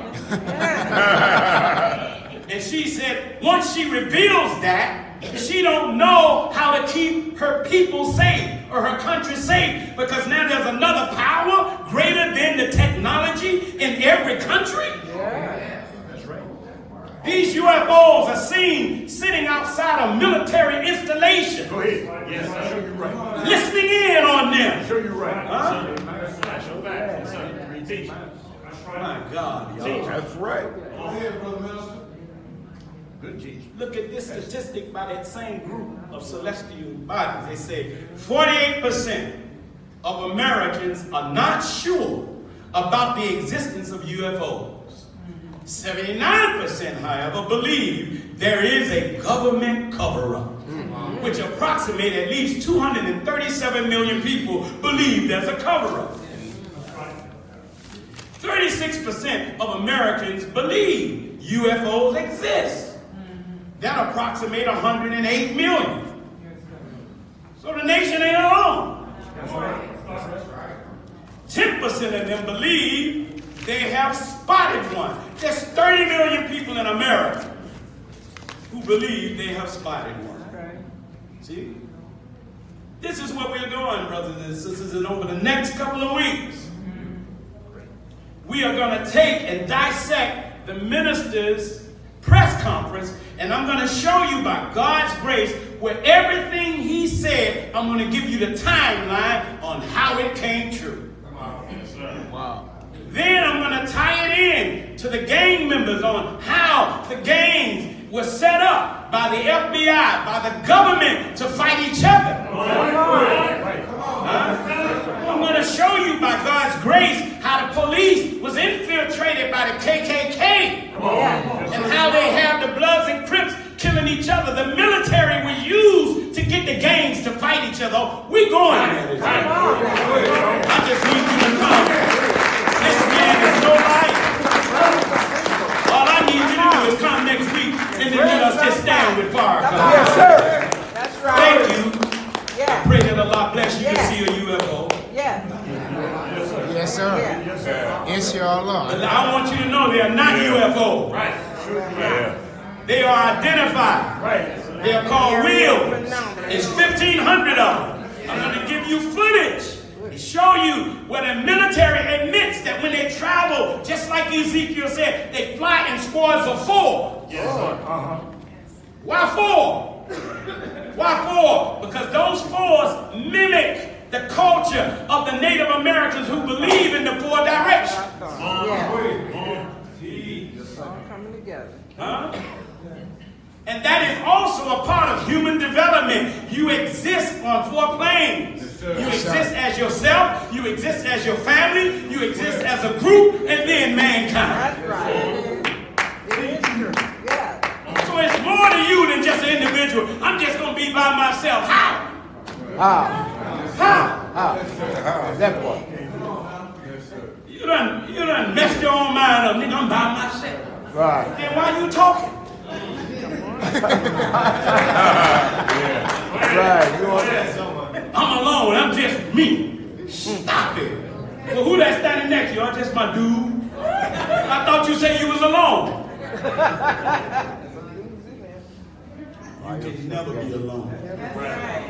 Do you know that each one of us sitting up in this room, that the whole universe is inside of you? Yes, sir. Yes, sir. Every creature is inside of you, and they're here for a specific purpose. The ant got a purpose. The bee have a purpose. The cloud have a purpose, and everything is exchanging. Yes. So there's no way you can be alone. You have to have something else here with you, or you wouldn't be able to exist. I'm by myself. Then how you breathing in God's oxygen? Come on. I got an idea. Where did that come from? Since you're not the originator of no idea, you pick up on ideas. That's right.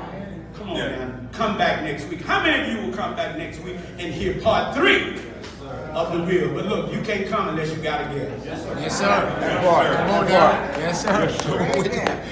If you come by yourself, we're going to zap you. With some extraterrestrial, go get a guest juice. That's right. Stop coming in here sucking up all the knowledge by yourself and then running back lying to the people like you found something. Right.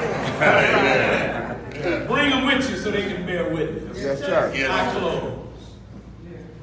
That as America is falling, a phenomenon is happening in the streets of Los Angeles. I've been witnessing something that literally have had me in tears over the last 2 months.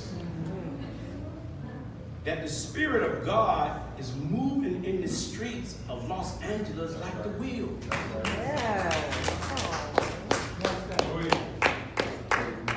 This past Friday, subsequent Fridays, we were blessed to witness some wheel-like people coming together called gangs. We saw the East Coast Crips settle a 20-year war with the Florence 13th Street gang. Wow. Didn't we, brother? I got pictures and video footage that'll knock you to your knees. Right. Oh, yes. When I walked in this parking lot, and they was in 4 sections. And they were mean mugging. See? And if you look at the book of Ezekiel, when Ezekiel was told to go tell the people, and God said, they are bitter, they are angry, but don't fear them. Just drop wisdom on them, and you will loosen up their anger. That's right. Yep. And as the brothers was walking with me, I'm talking about gang members, Mexicans, so tattooed up, I didn't even know where the brother was. Say that. I saw a Mexican brother, he was so tattooed that he had tattooed an eye on his eyelid, so even when he closed his eye, they opened.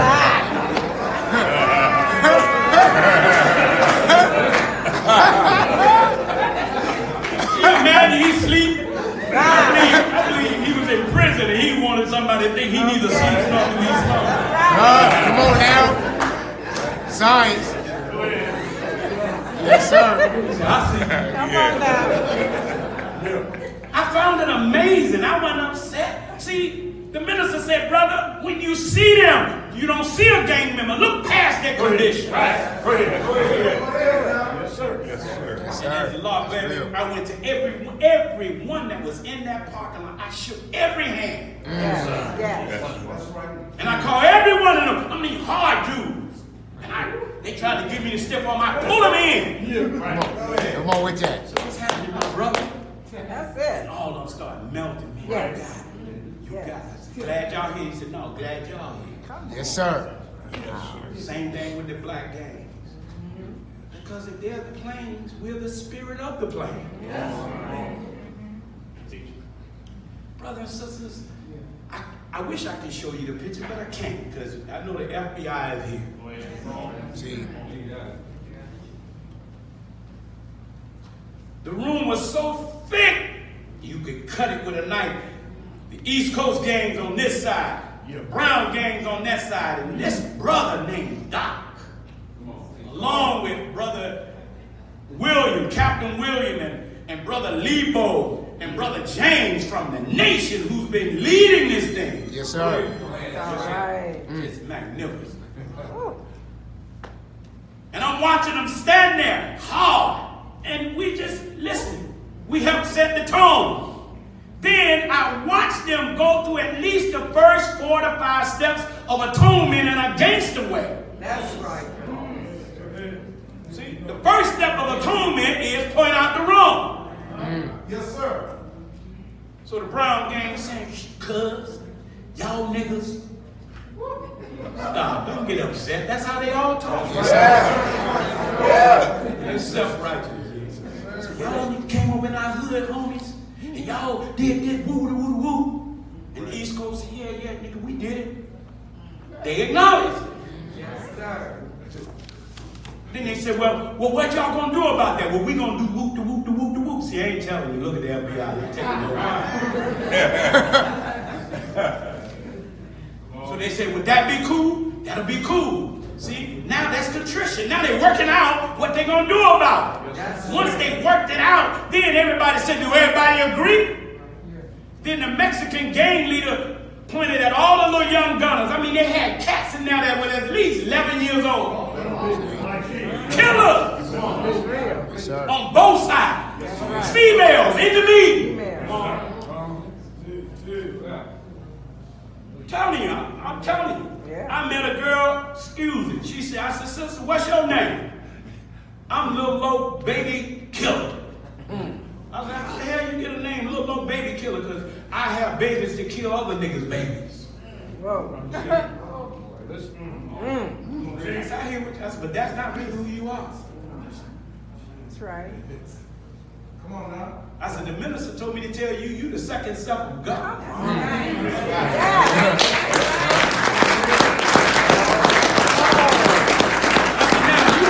Baby manufacturer, but you're supposed to be manufacturing warriors for God.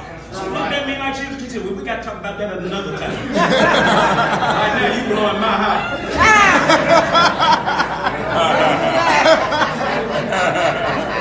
I love our people, man. You can't be afraid of them. Right. See, because they'll pick up your fear. Yes, sir. Yes, sir. That's why they don't like religious people.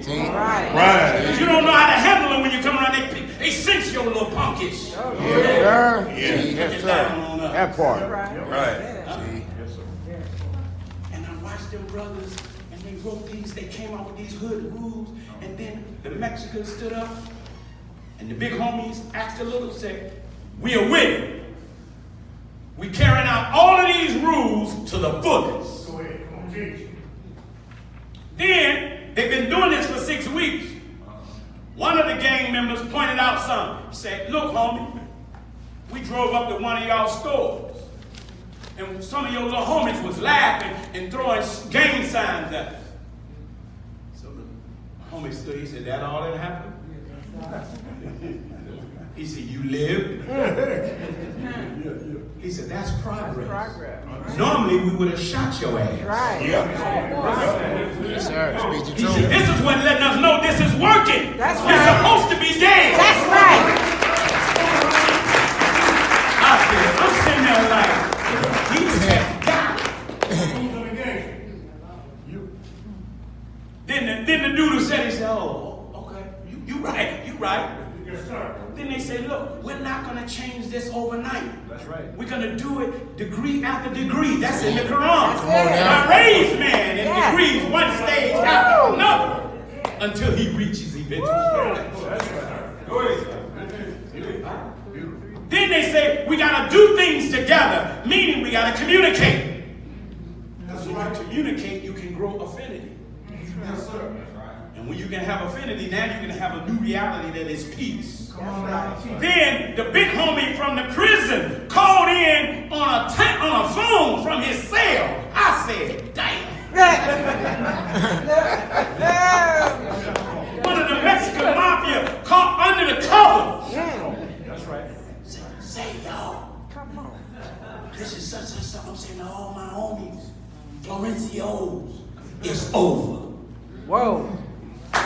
No crime will kill black. Ever no black should kill black. He said, we are not winning.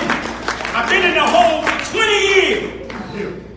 He said, and God, talk to me in the hole. Come on. And he said, I'm glad the nation and others are there. We respect them. Come on now. And they gave the phone to me to talk to this brother. I couldn't stop crying. I'm like, hell, I ain't no leader. I'm just a facilitator. Y'all got this. This happened in the month of October. That's no coincidence. That's no coincidence. I October is the month of atonement. The whole east side of LA, it ain't totally peaceful yet. It's getting there. Yes, sir. And it's happening so strong that that same night, the Bloods was in another room meeting, getting their act together. Because they're getting ready to meet with the 18th Street gang. Yes, sir. You know, some of you haters up in here, you hate good news. You'll take one incident and say, there ain't no peace. They got in a fight over there. So what? There's going to be a couple of little skirmishes. Don't mean it ain't no peace going on. You should have walked in that room where I was. Yes, sir. Tell me he do tatted everywhere. And at the end, they embrace. We got pictures of it. Then in another room, I'm closing. In another room, the Mexican women and the black girls, Bloods and Crips, and SA, they went in the room. That's right. I'm talking about straight killers. Straight. I'm talking about they're going to make some good vanguard. Come on now. Speak the truth. Yes, sir. Oh, they're going to be vanguard. Yes, sir. But you better be ready. That's right. Yes, sir. Because they're not going to come in the nation and tolerate that the nation is no better than the street. That part. Come on now. Come on with that. That part right there. That's the truth. They come in here and find gang banging in the sisterhood. What should they do? Right. Y'all divided up in here too? Yeah. That's not good. It got quiet over there. Yeah. It's the truth. Yes, it is. Get with y'all. Y'all speak against them. Oh, Come on now. That's the truth. That's what's going to happen. Speak the truth. we got to exemplify that we're practicing our religion. Yes, sir. Come on now. That's the truth. The minister told me to warn us, clean up, or we out of luck, because a group is coming in to get rid of you. See? Come on now. And me. All of them. Watch out. Be a good brother. Don't talk against another brother that ain't around. Stop doing that.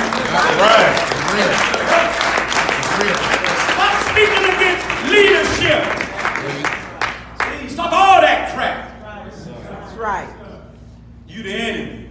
That's right.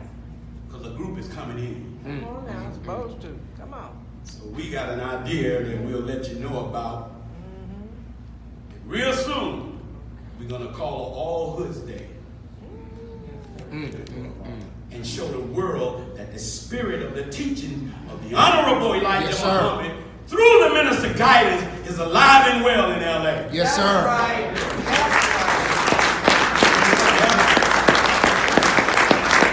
I'm not looking to see a wheel, I'm looking to become one. Yes, sir. What about you? Yes, sir. Become a bomber plane. And everywhere you go, you can drop truth and it drills into the head of the people. I thank you, brothers and sisters. Yeah. How many of you will stand when a man that's been standing for us? Thank you as I greet you in peace. Assalamu alaikum. Brothers and sisters, is this thing on? Now, to the members of the Nation of Islam, Yes, sir. Yes, sir. I'm asking, I need a group of at least 75 believers who are willing to come into the center of the mosque and live out the restrictive laws. I ain't asking you to raise your hand. I want you to think about it. Yes, sir. That means you can't talk against people. Yes, sir. Right. Good. Period. You cannot talk against someone that ain't there to defend themselves. Right.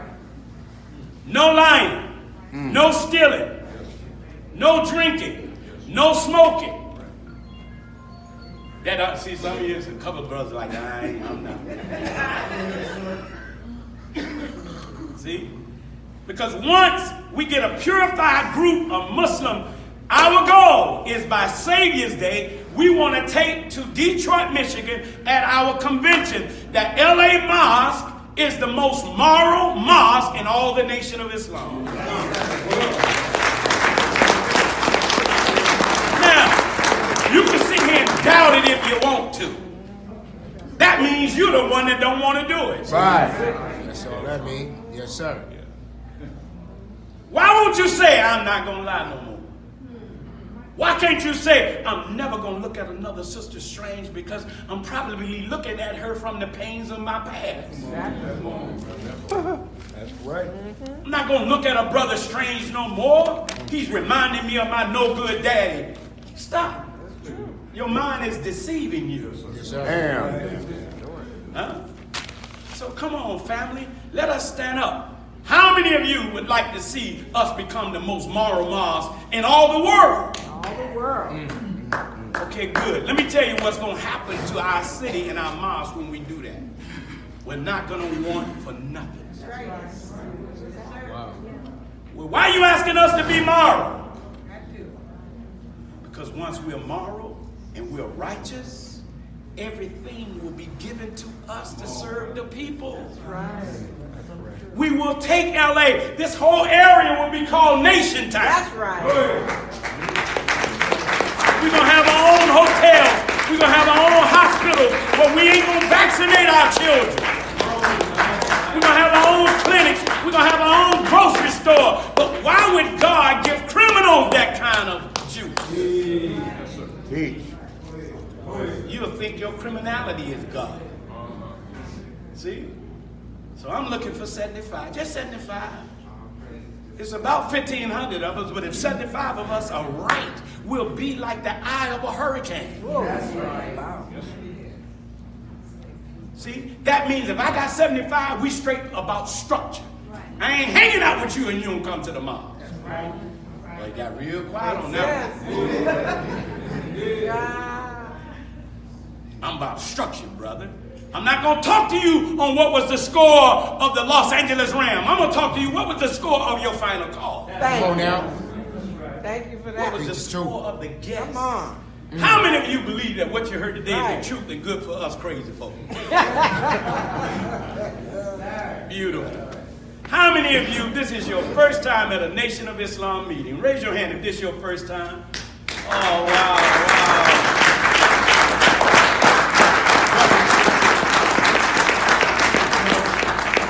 I'm so honored. I'm glad all of our guests came, but those of you who came for the first time, thank you. I beg you to be patient with us. I know that this world have caused you to not have patience. We want everything quick. You can't get taught quick. It takes time. Next week, Sister Dr. Ava Muhammad will be back in town. Yes, sir. She is one of the most prolific teachers in the Nation of Islam. She and I will be guest speakers at the Black Consciousness Conference at Long Beach College. So that's going to be next Saturday. Yes, sir. We're going to go give some black consciousness where it ain't. That's right. That's right. And we pray a lot and when we finish, this is the best generation. And then that Sunday, she's going to be teaching in San Diego. So that's next week. Yes, sir. All right? How many of you who say you believe that what you heard was true, how many of you would like to learn more about what you've heard and stand up and get with the bold leadership of this man? How many of you want to learn more? Raise your hand. Stand up, stand up, stand up, stand up. Stand up, stand up, stand up. Stand up. Come down. I need to have you come down. My brother. Come on, brother. I see a beautiful brother. That's a red shirt, ain't it, brother? That's a red shirt with gold writing. I gotta have it. Come on, brother. How about you? Come on, man. I can't go without you. Anybody else? How about you, my brother? Anybody else? Is there brothers in the back? Come on. Yes. Let's go home. Look at, wow. Whoa. Oh my God. Well, this is a sign. Oh my God. Yes, sir. Oh my God. Wherever they go, we gotta go. All right. Oh, no. No nation can rise any higher than its women. No. If you want to know what kind of nation any nation is, gaze the women. That'll tell you whether those men are good or no good. And to me, the nation that I have experienced, that have the most respect for women that I have experienced, is the Native Americans. You understand? But in the nation, look at this. Man. 70 to 75% of what we teach is for y'all, sisters. That's right. That's right. Because you're the second self of God. That's right. And when you get the teachings of God, no man can impress you unless he's godly. That's right. Come on now. Say that. And if he can't impress you with his car, with his job, with his pipalicious, he'll have to turn into God in order to get you. See? This is why we protect the sisters in the nation, not because we're trying to put them down. We just don't want nobody bothering them. That's right. That's right. See? They're like God's garden. They're like God's farm. And we are the farm keepers and make sure ain't no bad weeds growing up around our sisters. That's right. When I go home, I check my wife's spirit. And if her spirit is broke, I want to know who did it. That's right. Who you been talking to? Get them on the damn phone. Don't you call her no more. Yes, sir. That's right. No, that's real. That's the only hair I'm going to get. That's right. You messing up my hair, baby. You good? Yeah. You good? Yeah, I'm back, baby. Okay, cool. Can I get a bowl of that, baby? That's how you happen to be. Yeah. So protecting the women may look like it's suppression. It's not suppression, it's protection. Yes, sir. Damn. These sisters in the MGT ain't gonna walk no 10 paces behind nobody. That's right. No. I tried. It don't work. My wife said, "In word, what?" She said, "Go to sleep." Your name? Letitia. Said, "Honor, Sister Letitia." And your name? Patrice. Honor, Sister Patrice. Thank you. And what's your name, soldier? Your name Billy?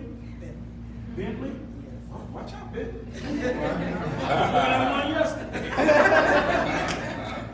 Bentley, do you realize I'm your uncle? Me and you gonna go out, okay? That's right. We gonna play some games I want to play. Now, you can beat me, but I won't try. All right, Bentley? Man, y'all give Bentley a hand.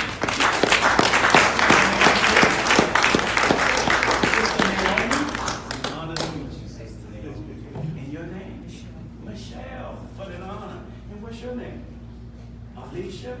It's an honor to meet you, Sister Alicia. And your name, sis? Anissa, let me shake your hand. Anissa? That's a beautiful name. And sis? I do remember you. Welcome back. Yes, sir. Man, come on, y'all. Give a hand.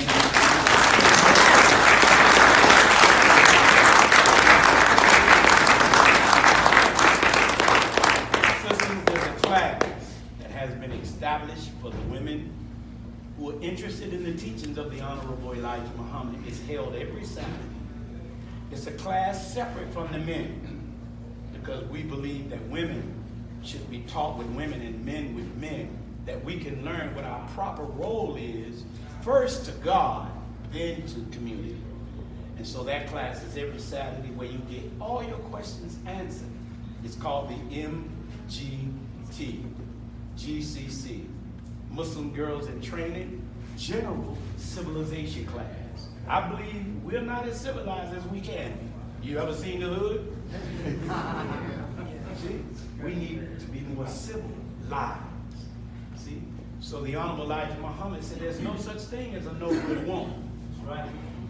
He said any woman you find that's no good was made that way by some no good man. Understand? But when you find a good woman, her womb will become good and she'll produce good fruit for God, whether in thought or whether in physicality. So that class will help you to close ranks with the creator of this universe. Okay, Brother Bentley? And when your mama is in class, you going out with me. Some of the other brothers, okay? We're going to make a little money so you ain't got to be troubling your mama about nothing, okay? Come on, y'all. Give a hand to these sisters. Sister Dara, you got it.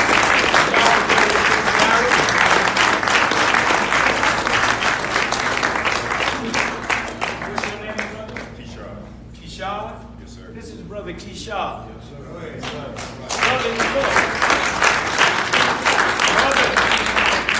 Brother Keishard came all the way from Jacksonville, Florida.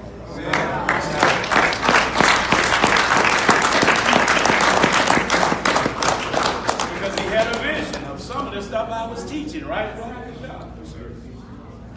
And he came all the way from Jacksonville, Florida to talk to somebody in the nation to share his vision. And now he stood up to join the nation.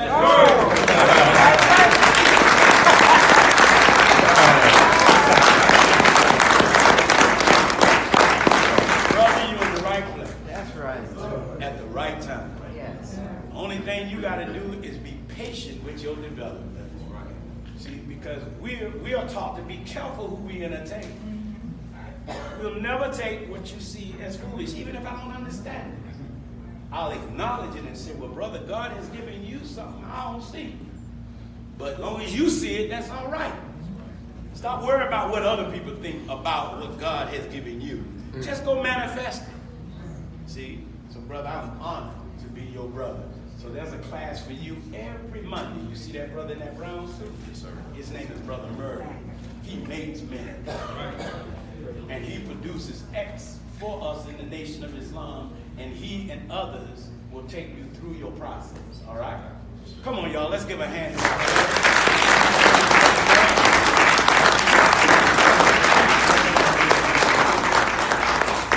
The Muslims, FOI. Yes, sir. MGT. Yes, sir.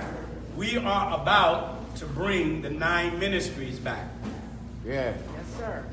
Now,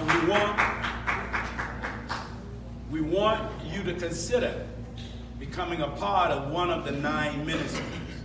You're going to have to go through training. We're not just going to open up a ministry because you say you want to be the head or something.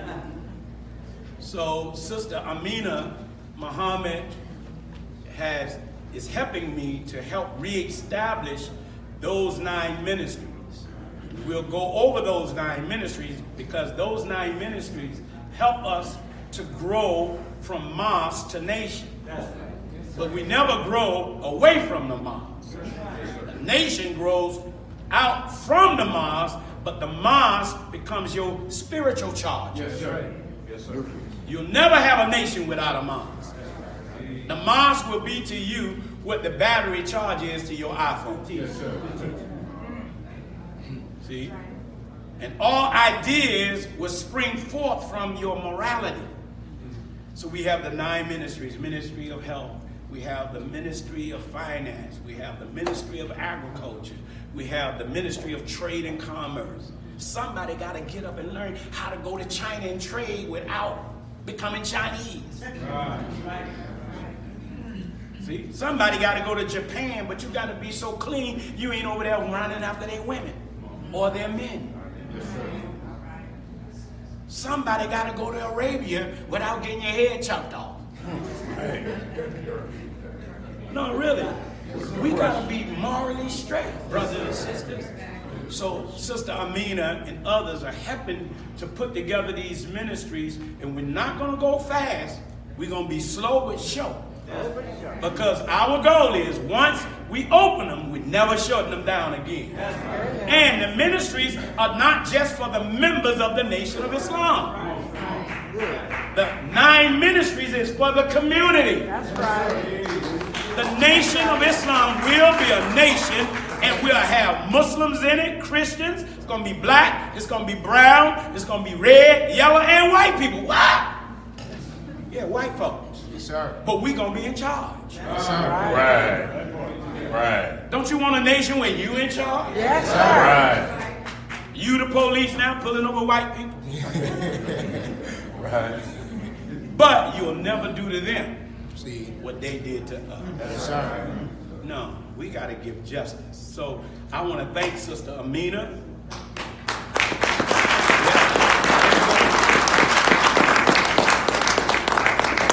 For wanting to help. So we have the sign-up sheet. So on your way out, you can only sign up for one ministry. Be signing up for no 9 ministries. You the enemy. Just get in one. Oh, I don't need it. Oh, that's a petition. Oh, also, we also have established the, what do we want? And I don't know about you, but I don't see that black and brown people or red people get justice in America. Who in here have seen black, brown, and red get justice? So we can't get justice here. I think we can now consider, like Moses considered, separating. So we have a petition here for those of you who would like to see us have our own separate state or territory, our own nation. That's right. Yeah. Whether in real or theory. Now, you may say, I ain't going. Well, my question to you, sign it even if you're okay with us having one. That's right. Yes, sir. All right? So it's a petition. We want to, by Savior's Day, our goal is to have 30,000 people signing that they're in support of separation. Yes, sir. That we can give Minister Farrakhan from the Western region, Brother Minister, 30,000 people. We took a poll. 30,000 say they're interested in separation. Yes, sir. Yes, sir. Do we have any announcements? We got some new babies? Yeah. Come on. We got some new converts that just... Reaver. Okay. Is that right? Amen.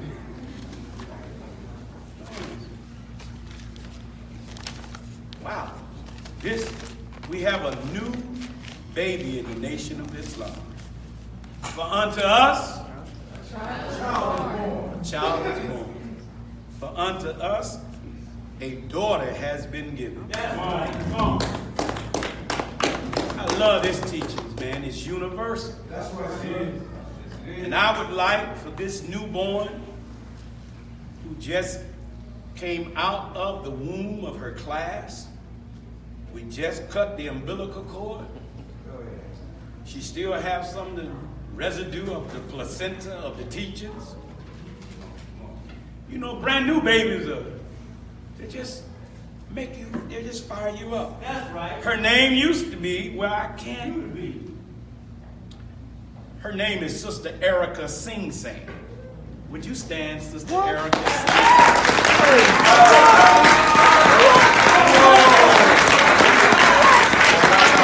You should stand on your feet and help us to welcome into the nation. Her name now is Sister Erica Sing Sing. Welcome to the nation of Islam, Sister Erica Sing Sing. Come here! Come here! Come here! Have a seat, faithful family. Let me just tell you about this sister. Go ahead. Sit on.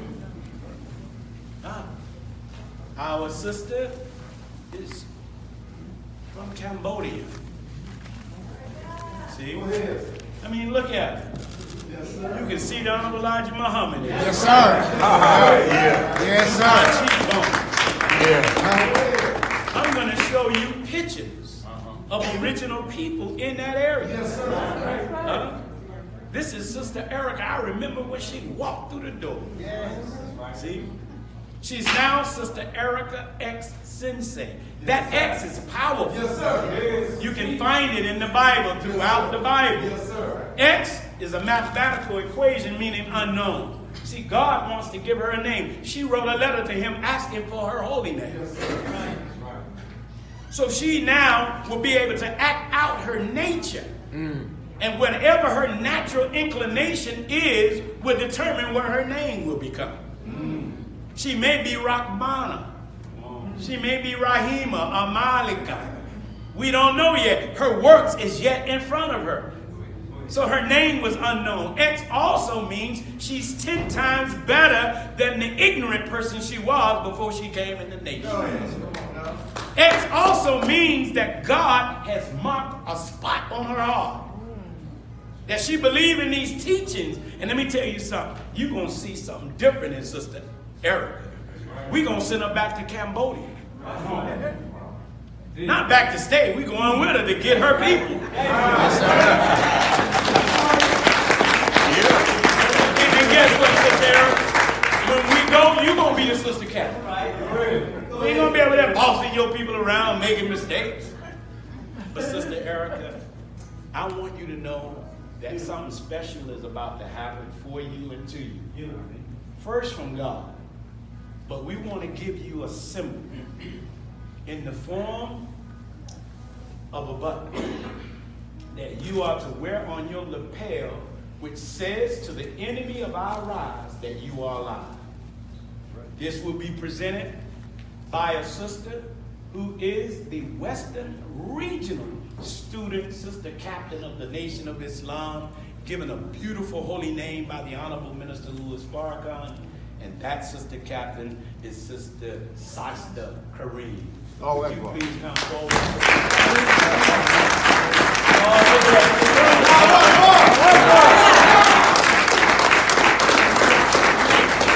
Come here! Come here!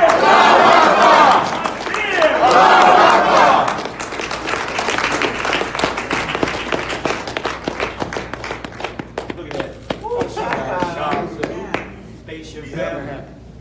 Sister Erica, she's wearing her flag. Whenever she stands in front of wise Caucasian and they see that, they know she's returned back to her nation. Do you know when they see her like that, she gets respect? Even in the hood. No brother, nobody would disrespect her like that. No, I guarantee you. Nobody. Even the hood would jump off the sidewalk. Salik, salam. She's a new creature. Beautiful after God. So by the power given to me by the Honorable Minister Louis Farrakhan, you are now a full-fledged member of the Nation of Islam. You have the full right. Any member in the nation. Remember this, sister. Don't let that word black drive you crazy. It's not a color. Black is the essence from which all color comes from. So you now are a bridge to your people. So you got to be the example of this teaching. And we will honor that and respect that in you. Brothers and sisters, let's give another hand to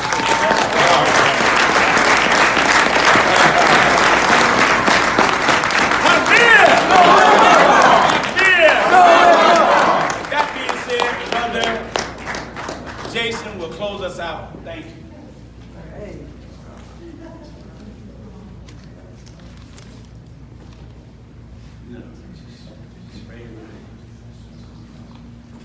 Come on, brothers and sisters, we can do better than that. You and I got taught well today, is that right? All praise is due to Allah.